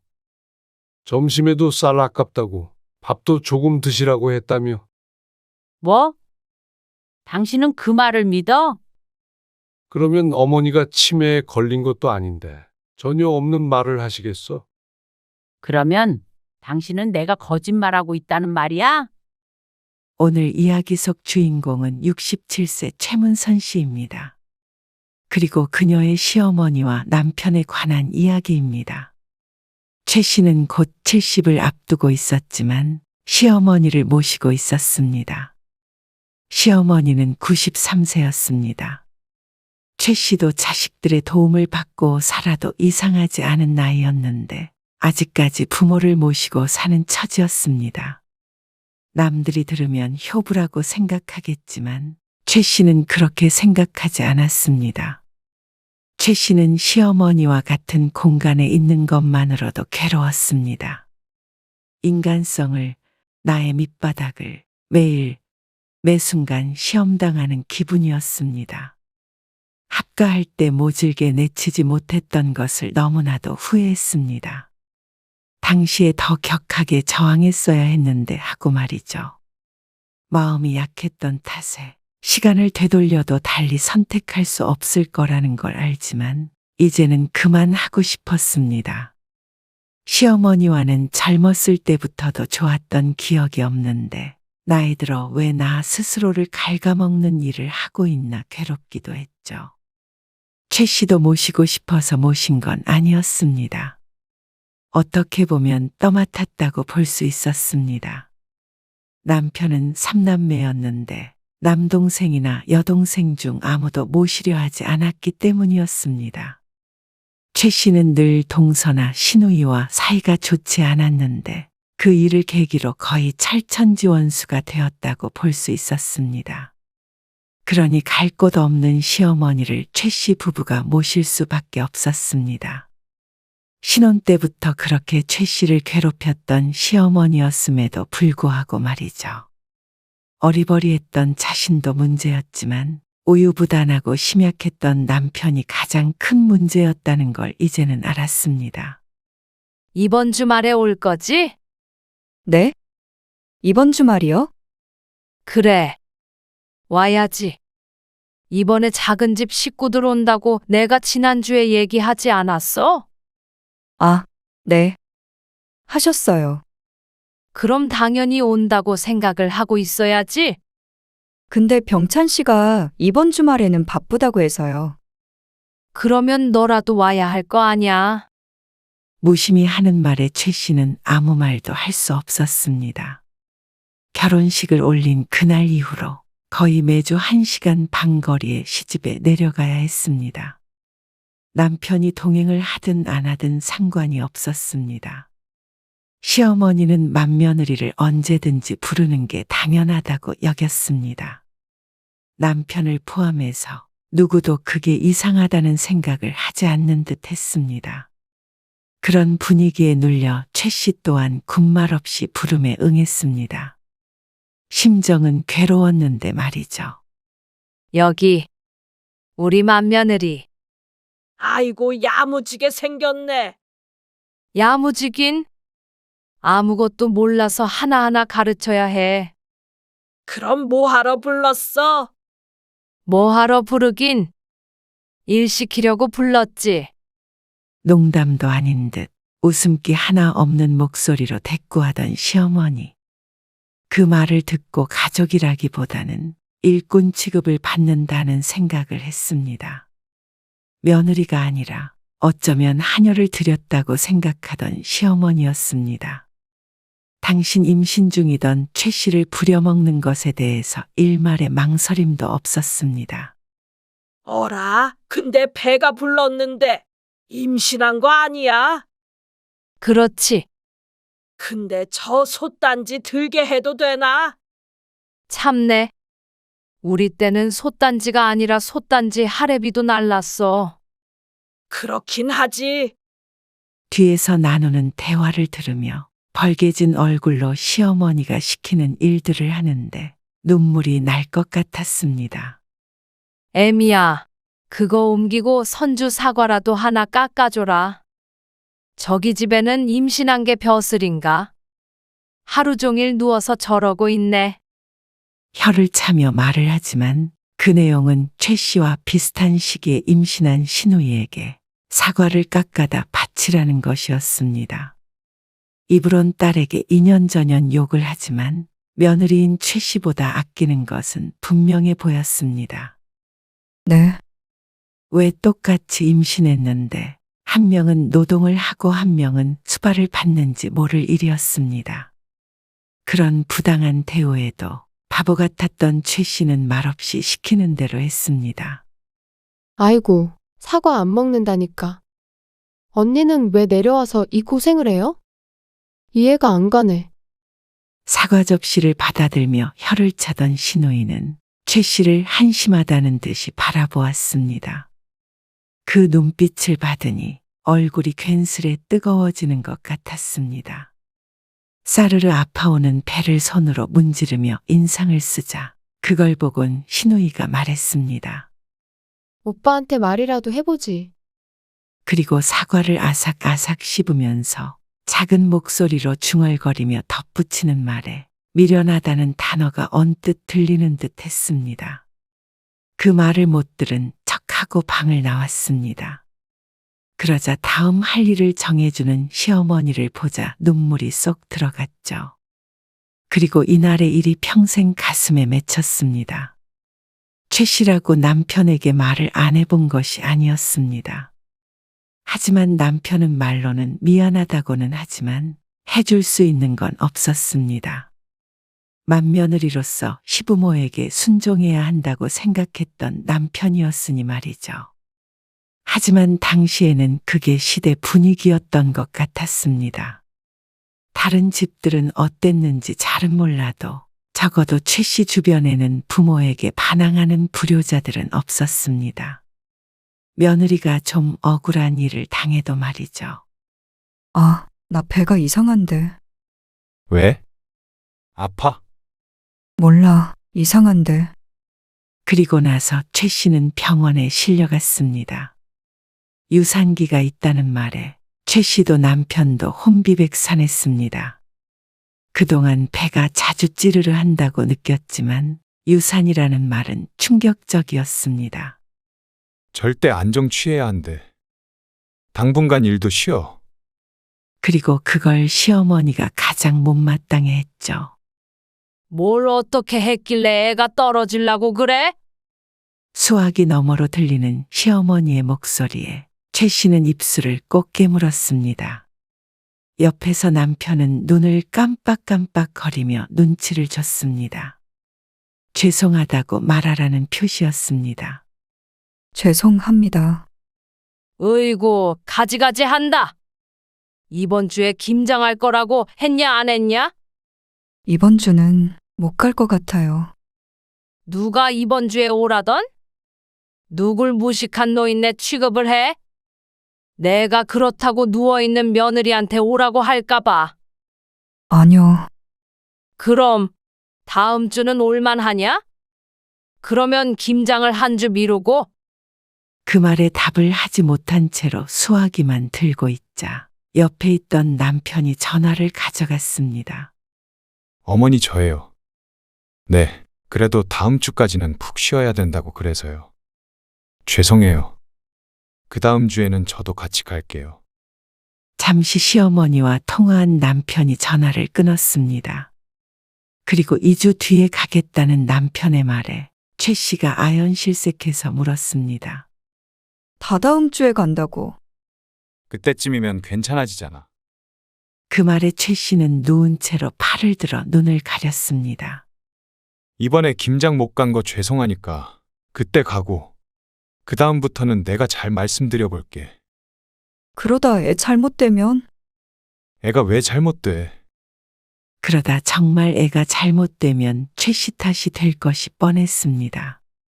하지만 남편은 우물쭈물하다 기어이 2주 뒤에 최 씨를 끌고 갔죠. 다행히 아이가 잘못되지는 않았지만 만삭 때까지도 최소 보름에 한 번씩은 시집에 갔습니다. 그 이유 때문인지 무엇 때문인지 명확하지는 않지만 최 씨는 예정된 날짜보다 일찍 출산을 하게 되었습니다. 3주 일찍 출산을 했고 자연분만을 할 수 없는 위험한 상황이라서 제왕절개를 해서 애를 낳았습니다. 천만다행히도 아이의 건강에는 이상이 없었지만 최 씨는 저승사자 코앞까지 갔다가 되돌아온 듯 했습니다. 그런데 그 일을 가지고 출산 직후 병원에 입원해 있던 때부터 내내 평생에 걸쳐 욕을 먹어야 했습니다. 도대체가 말이야. 애 엄마가 그걸 못 참고 배에 칼을 대. 아이가 위험하다고 했어요. 그게 다 애미가 못 품어서 그런 거 아니야. 무조건 자연분만을 했어야지. 그런 게 아니고. 애 셋 낳은 내가 더 잘 알지. 네가 더 잘 알아. 수술해서 낳은 애는 잔병치레도 많고 건강하지를 못해요. 우기며 하는 시어머니의 말에 최 씨는 꿀먹은 벙어리가 되어야 했고 남편은 그 말이 잘못됐다는 걸 알면서도 감히 대들기 힘들어 외면했습니다.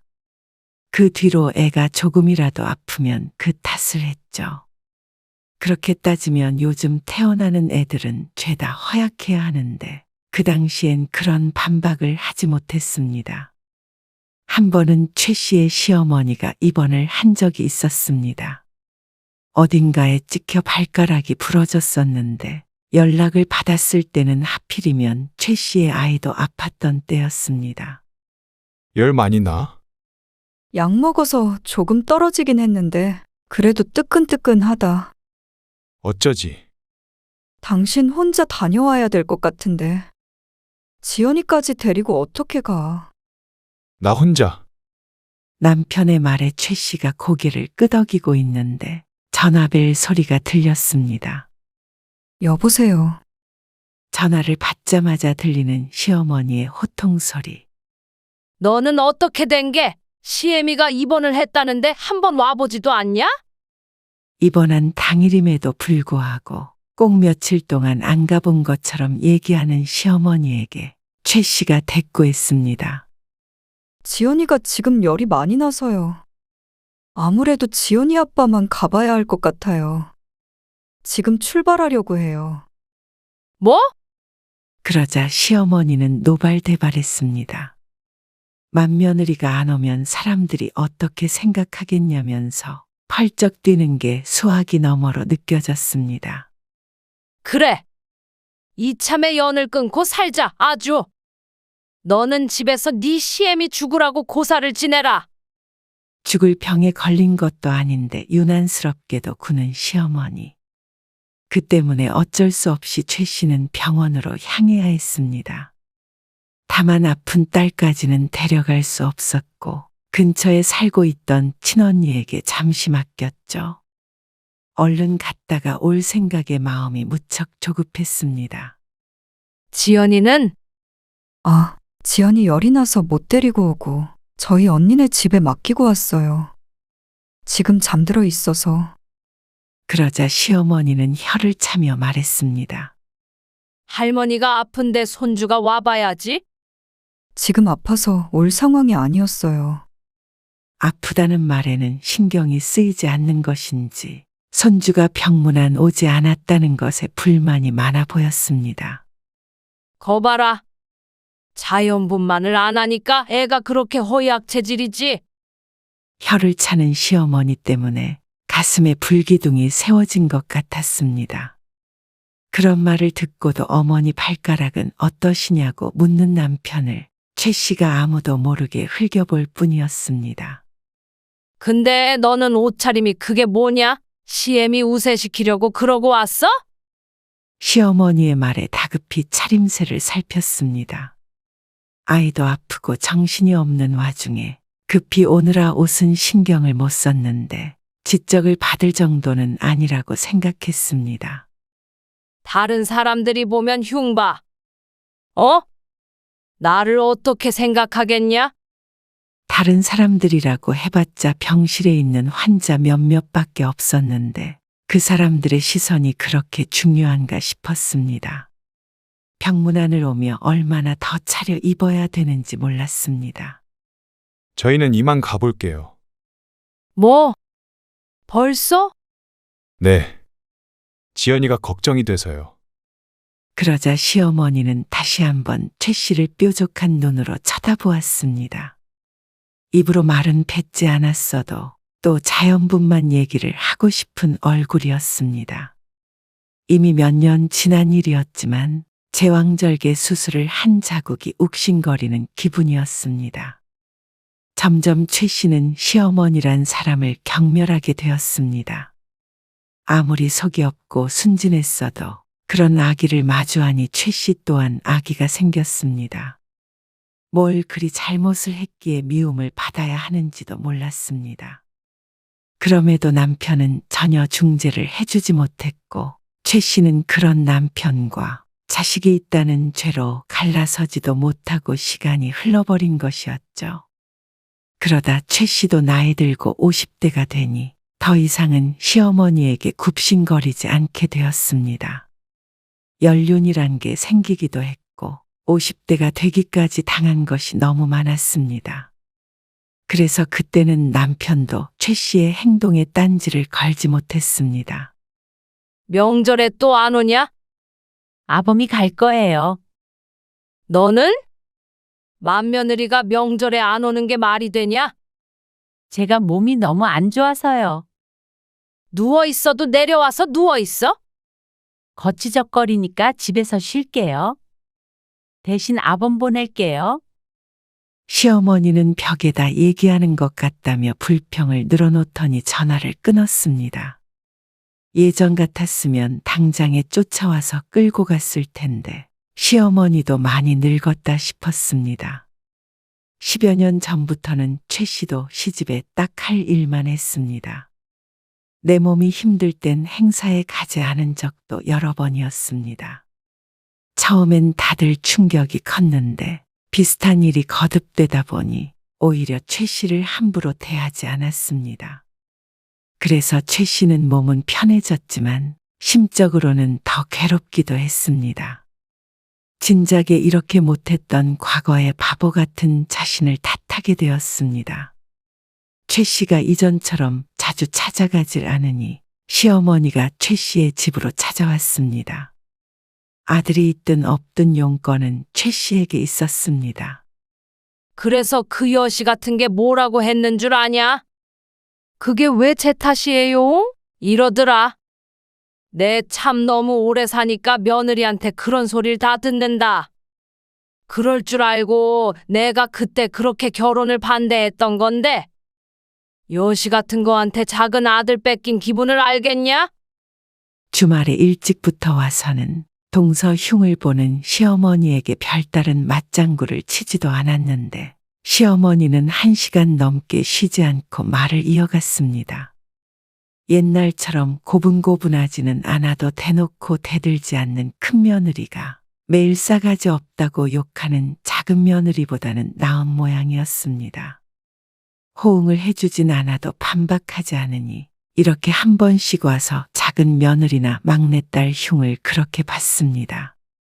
동서나 시누이는 시집 근처에 살아서 최 씨와는 만날 일도 많지 않고 따로 연락하며 살지도 않았는데 일거수일투족을 다 알게 될 정도였습니다. 그렇게 시어머니가 하는 말을 들어보면 시누이나 큰동서는 세상에 없을 못된 불효자들이었습니다. 사실 최 씨 또한 동서나 시누이와도 좋은 기억이 없기 때문에 그러려니 하고 들었습니다. 최 씨보다 손아래지만 나이가 많다는 이유로 늘 최 씨를 아랫사람 대하듯 하던 동서, 그리고 똑같이 임신한 몸으로 최 씨의 수발을 받던 시누이. 누구 하나 최 씨에겐 친해질 수 없는 사람들이었습니다. 점점 나이가 드니 멀어진 사이였죠.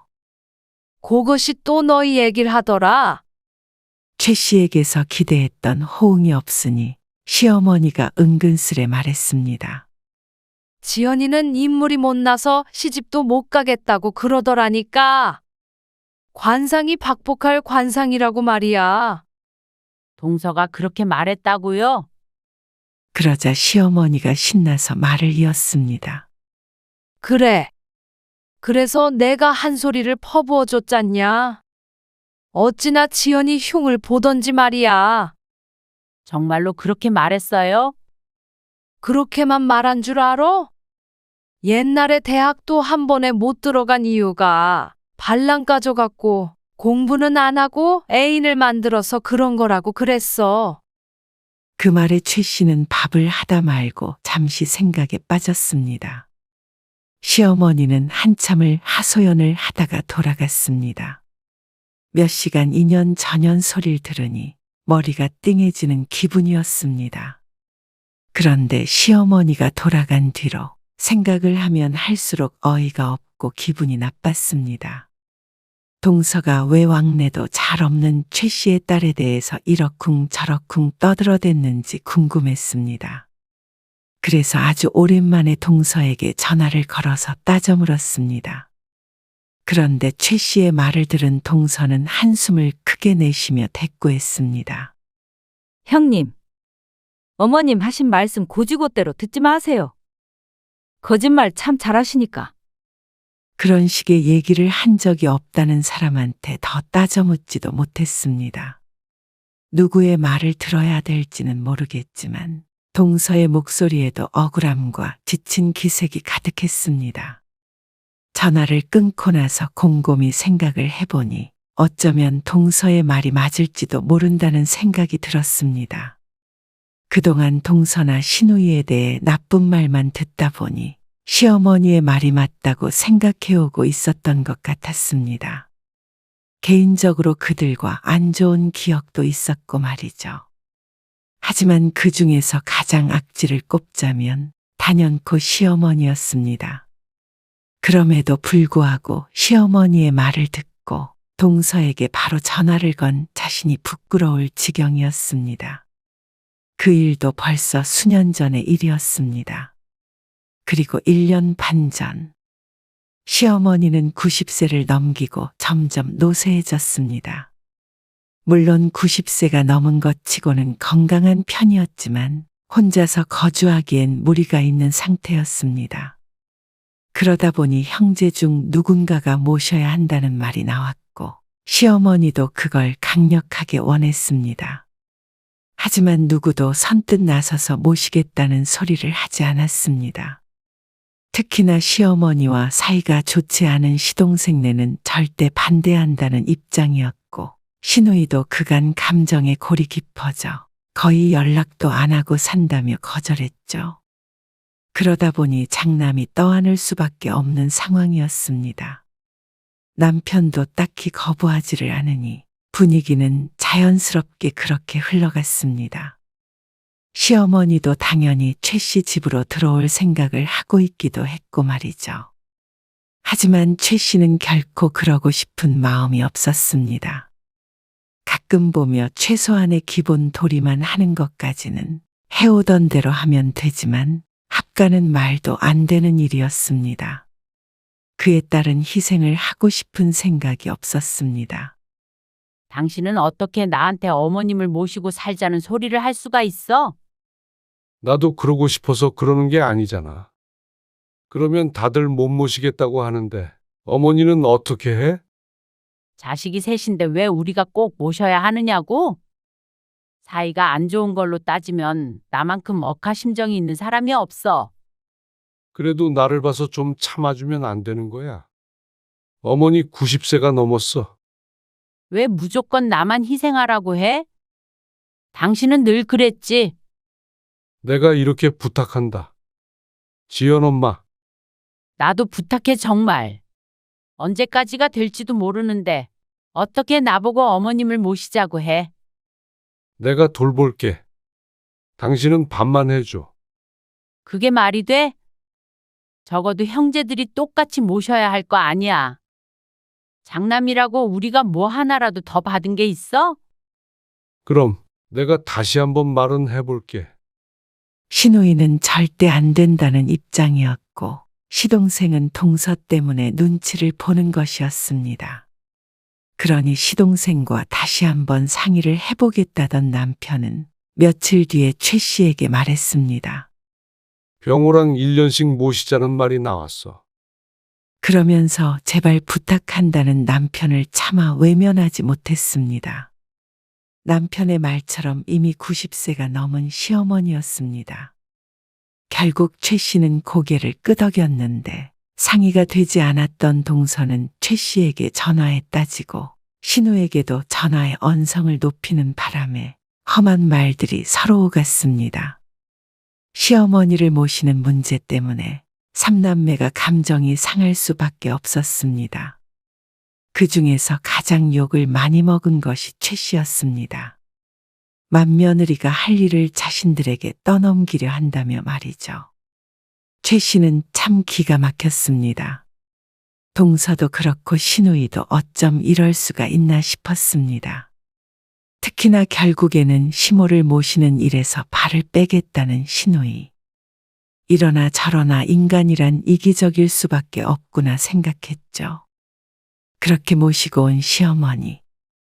1년 뒤에는 시동생네 집으로 갈 예정이었지만 시어머니의 태도를 보니 그때 가서 가려고 할지는 의문이었습니다. 원래 부모는 장남이 모시는 거잖아. 그게 법에도 그렇게 돼 있어. 잊지도 않은 법을 들먹이는 시어머니. 대꾸를 해봤자 최 씨만 피곤해질 뿐이었습니다. 그리고 그때부터 최 씨의 지옥은 시작이 되었습니다. 시간이 지날수록 시어머니와는 한 공간에 있는 것조차 괴로워졌습니다. 최 씨도 70을 바라보고 있었고 다리도 좋지 않아 곧 수술을 할 예정이었습니다.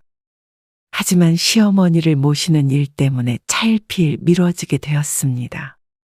자신이 도맡아서 돌보겠다던 남편은 그 말을 약속을 지키지 못했습니다. 현실적으로 같은 여자인 최 씨의 손길이 더 많이 필요한 시어머니였습니다. 시어머니 본인도 자꾸만 최 씨를 찾았습니다. 그러면 목욕을 아범 도움을 받아서 하라는 말이냐? 자식인데 어떻다고 그러세요? 네가 옆에서 거들면 되잖냐? 저도 힘에 붙여요. 됐다. 안 씻을란다. 그러면서 욕실 의자에 앉아서 손에 들고 있던 바가지를 집어 던져버리는 시어머니를 보고는 최 씨가 한숨을 푹 내쉬었습니다. 늘 이런 식이었습니다. 시어머니가 정말로 최 씨의 도움만을 바란 것인지 아니면 아들이 고생하는 걸 보기가 싫어서 그런 것인지 모르겠지만 결과적으로는 최 씨만 죽을 맛이었습니다. 그리고 이렇게 자꾸만 물건을 던지고 점점 난폭해지는 모습을 보니 치매가 의심이 됐습니다. 그래서 검사를 받아보았지만 90세가 넘었는데도 정신은 또렷하다는 말을 들었습니다. 치매도 아닌데 왜 이렇게 사람을 괴롭게 하는지 이해할 수가 없었습니다. 그런데 이런 행동들도 문제였지만 더 큰 문제는 자꾸만 남편과 최 씨 사이를 이간질하는 것이었습니다. 잠깐 얘기 좀 해. 왜? 시어머니가 잠든 시간 조용히 최 씨를 식탁 앞으로 부른 남편. 의아한 표정의 최 씨에게 조심스레 물었습니다. 하지만 표정은 매우 좋지 못했습니다. 당신 혹시 어머님한테 빨리 돌아가시라고 했어? 뭐? 최 씨는 지금 자신이 무슨 말을 들었는지 몰라 되물었습니다. 그러다가 잠시 뒤에 펄쩍 뛰며 말했습니다. 그럴 리가 있어? 내가 왜 그런 소리를 해? 그러면 어머니가 왜 그런 말씀을 해? 난들 알아? 내가 어머님한테 그런 말 할 사람으로 보여? 억울해서 미치고 팔딱 뛸 노릇이었습니다. 하지만 그런 심정을 아는지 모르는지 남편은 시어머니의 말이 어느 정도 근거가 있는 것이라고 믿는 눈치였습니다. 어쨌거나 정확히 그렇게 말은 안 했어도 오해할 만한 말은 했을 거 아니야. 안 그래도 맨날 죽어야지 하시는데. 왜 그랬어? 내일부터 밥도 안 드시겠다고 그래. 기가 막혀서 말도 잘 안 나왔습니다. 어디서부터 말을 해야 이 억울함이 풀어질지 몰랐습니다. 그런 말 한 적 없다니까? 비슷한 말도 한 적 없어? 점심에도 쌀 아깝다고 밥도 조금 드시라고 했다며. 뭐? 당신은 그 말을 믿어? 그러면 어머니가 치매에 걸린 것도 아닌데 전혀 없는 말을 하시겠어? 그러면 당신은 내가 거짓말하고 있다는 말이야? 최 씨의 물음에 남편도 대답을 망설였습니다. 최 씨 또한 그럴 사람이 아닌 것을 모를 리 없었습니다. 그렇게 생각 안 해. 그냥 이왕 같이 살기로 한 거 서로 오해 없게 하자는 거지. 어머니 서운하게 해서 뭐해. 살면 얼마나 사신다고. 어머니가 그런 말 하면서 울적해하면 내 심정이 어떻겠어. 그러는 최 씨의 심정은 생각을 안 하는 모양이었습니다. 순간 동서가 했던 말이 떠올랐습니다. 어머님이 하는 말은 고지곳대로 믿지 말라던 그 말 말이죠. 천하의 못된 여자인 줄 알았는데 그런 얘기를 하게 되기까지 동서도 시어머니에게 많이 시달렸겠다 싶었습니다. 이거 한 접시 더 내와 봐라. 어이구, 그렇게 많이 드시게요. 입맛이 싹 도는 게 다 맛이 좋잖냐? 어머니가 당신이 한 음식이 입에 맞으시나 보다. 그거 하나는 잘하네. 최 씨는 요리를 못하지 않았는데 시어머니가 늘 맛있다며 한 접시 두 접시 먹는 통에 평소보다 배는 더 많은 요리를 해야 했습니다. 그러니 미운 마음이 솟았습니다. 음식도 적당히 해서 밥 타령 좀 그만 들어야겠다는 생각을 했죠. 뒤에서는 며느리가 어떻게 했네. 뭐라고 했네. 그렇게 없는 말까지 지어내서 욕을 하면서 정작 하나부터 열까지 최 씨의 보살핌으로 살아가는 시어머니가 어처구니가 없었습니다. 그리고 남편도 똑같이 미웠죠. 어느 날 최 씨는 자다가 눈이 번쩍 뜨였습니다. 사실 잠에 들었는지 아니면 눈만 감고 있었는지 헷갈렸습니다. 자다 일어난 것 같지 않게 정신은 또렷했습니다.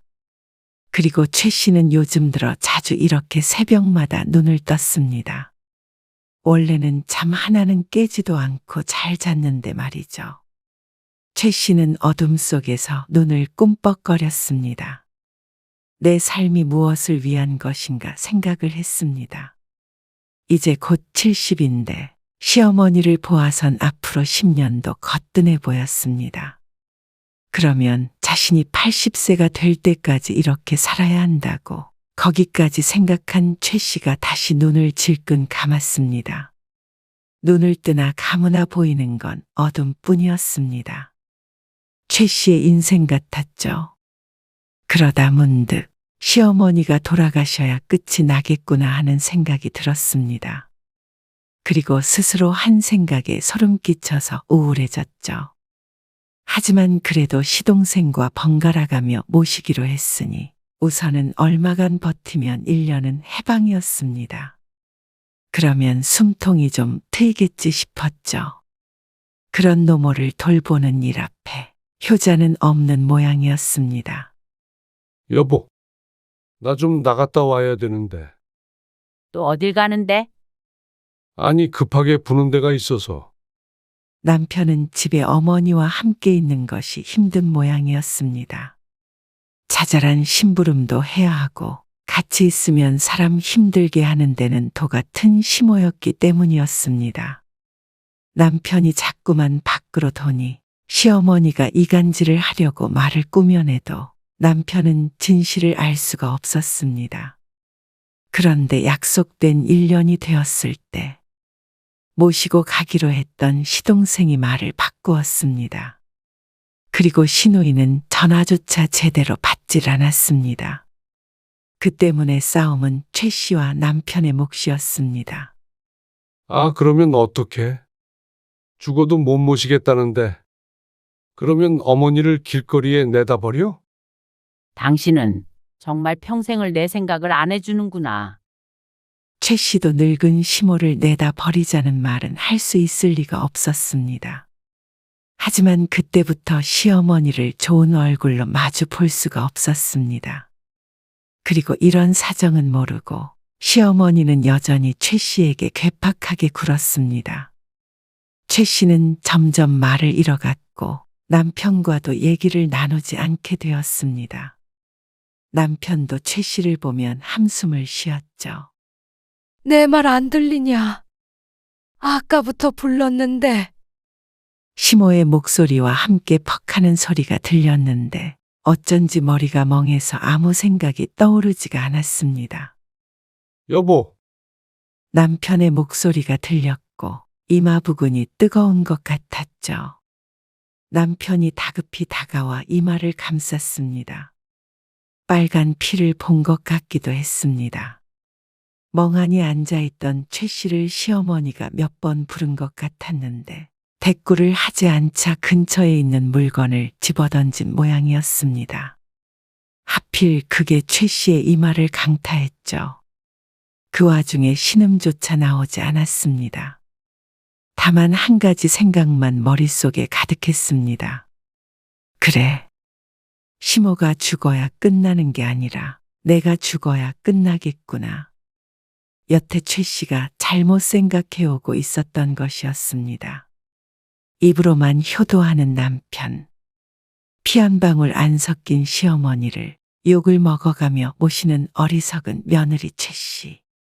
1년이란 기한이 있으니 인간된 도리는 하자 싶었는데 인간된 도리를 하다가 시어머니보다 먼저 갈 것 같았습니다. 다리 수술은 아직까지도 하지 못하고 있는데 누구도 걱정하는 사람이 없어 보였습니다. 그 정도가 되어서야 깨달았습니다. 가족보다는 내가 우선이라는 것을 말이죠. 어머니가 실수로 던지신 거겠지. 당신이 좀 이해해줘. 남편의 그 말을 마지막으로 하고 최 씨는 다음날 짐을 싸서 훌쩍 집을 나와버렸습니다. 어차피 남편은 우유부단했고 시동생이나 시누이는 시어머니를 모실 생각이 없었습니다. 그러면 남은 건 최 씨 부부뿐이었습니다. 아니, 최 씨밖에 없었습니다. 하지만 최 씨도 더 이상은 무리였습니다. 그래서 집을 나와 혼자 살 집을 얻었습니다. 그리고 짐을 풀자 그제서야 제대로 숨이 쉬어졌습니다. 낯선 공간이었지만 시어머니가 있는 그 집보다는 훨씬 아늑하고 정이 갔습니다. 하지만 남편은 그런 최 씨에게 매달렸습니다. 어머니가 다시는 안 그러신다더라. 실소가 나왔습니다. 끝까지 최 씨의 심정을 헤아리려는 노력은 없었습니다. 이런 남자를 믿고 지금 나이까지 살아온 스스로에게 벌이라도 주고 싶은 마음이었습니다. 내가 없어지는 게 어머님한테도 나아.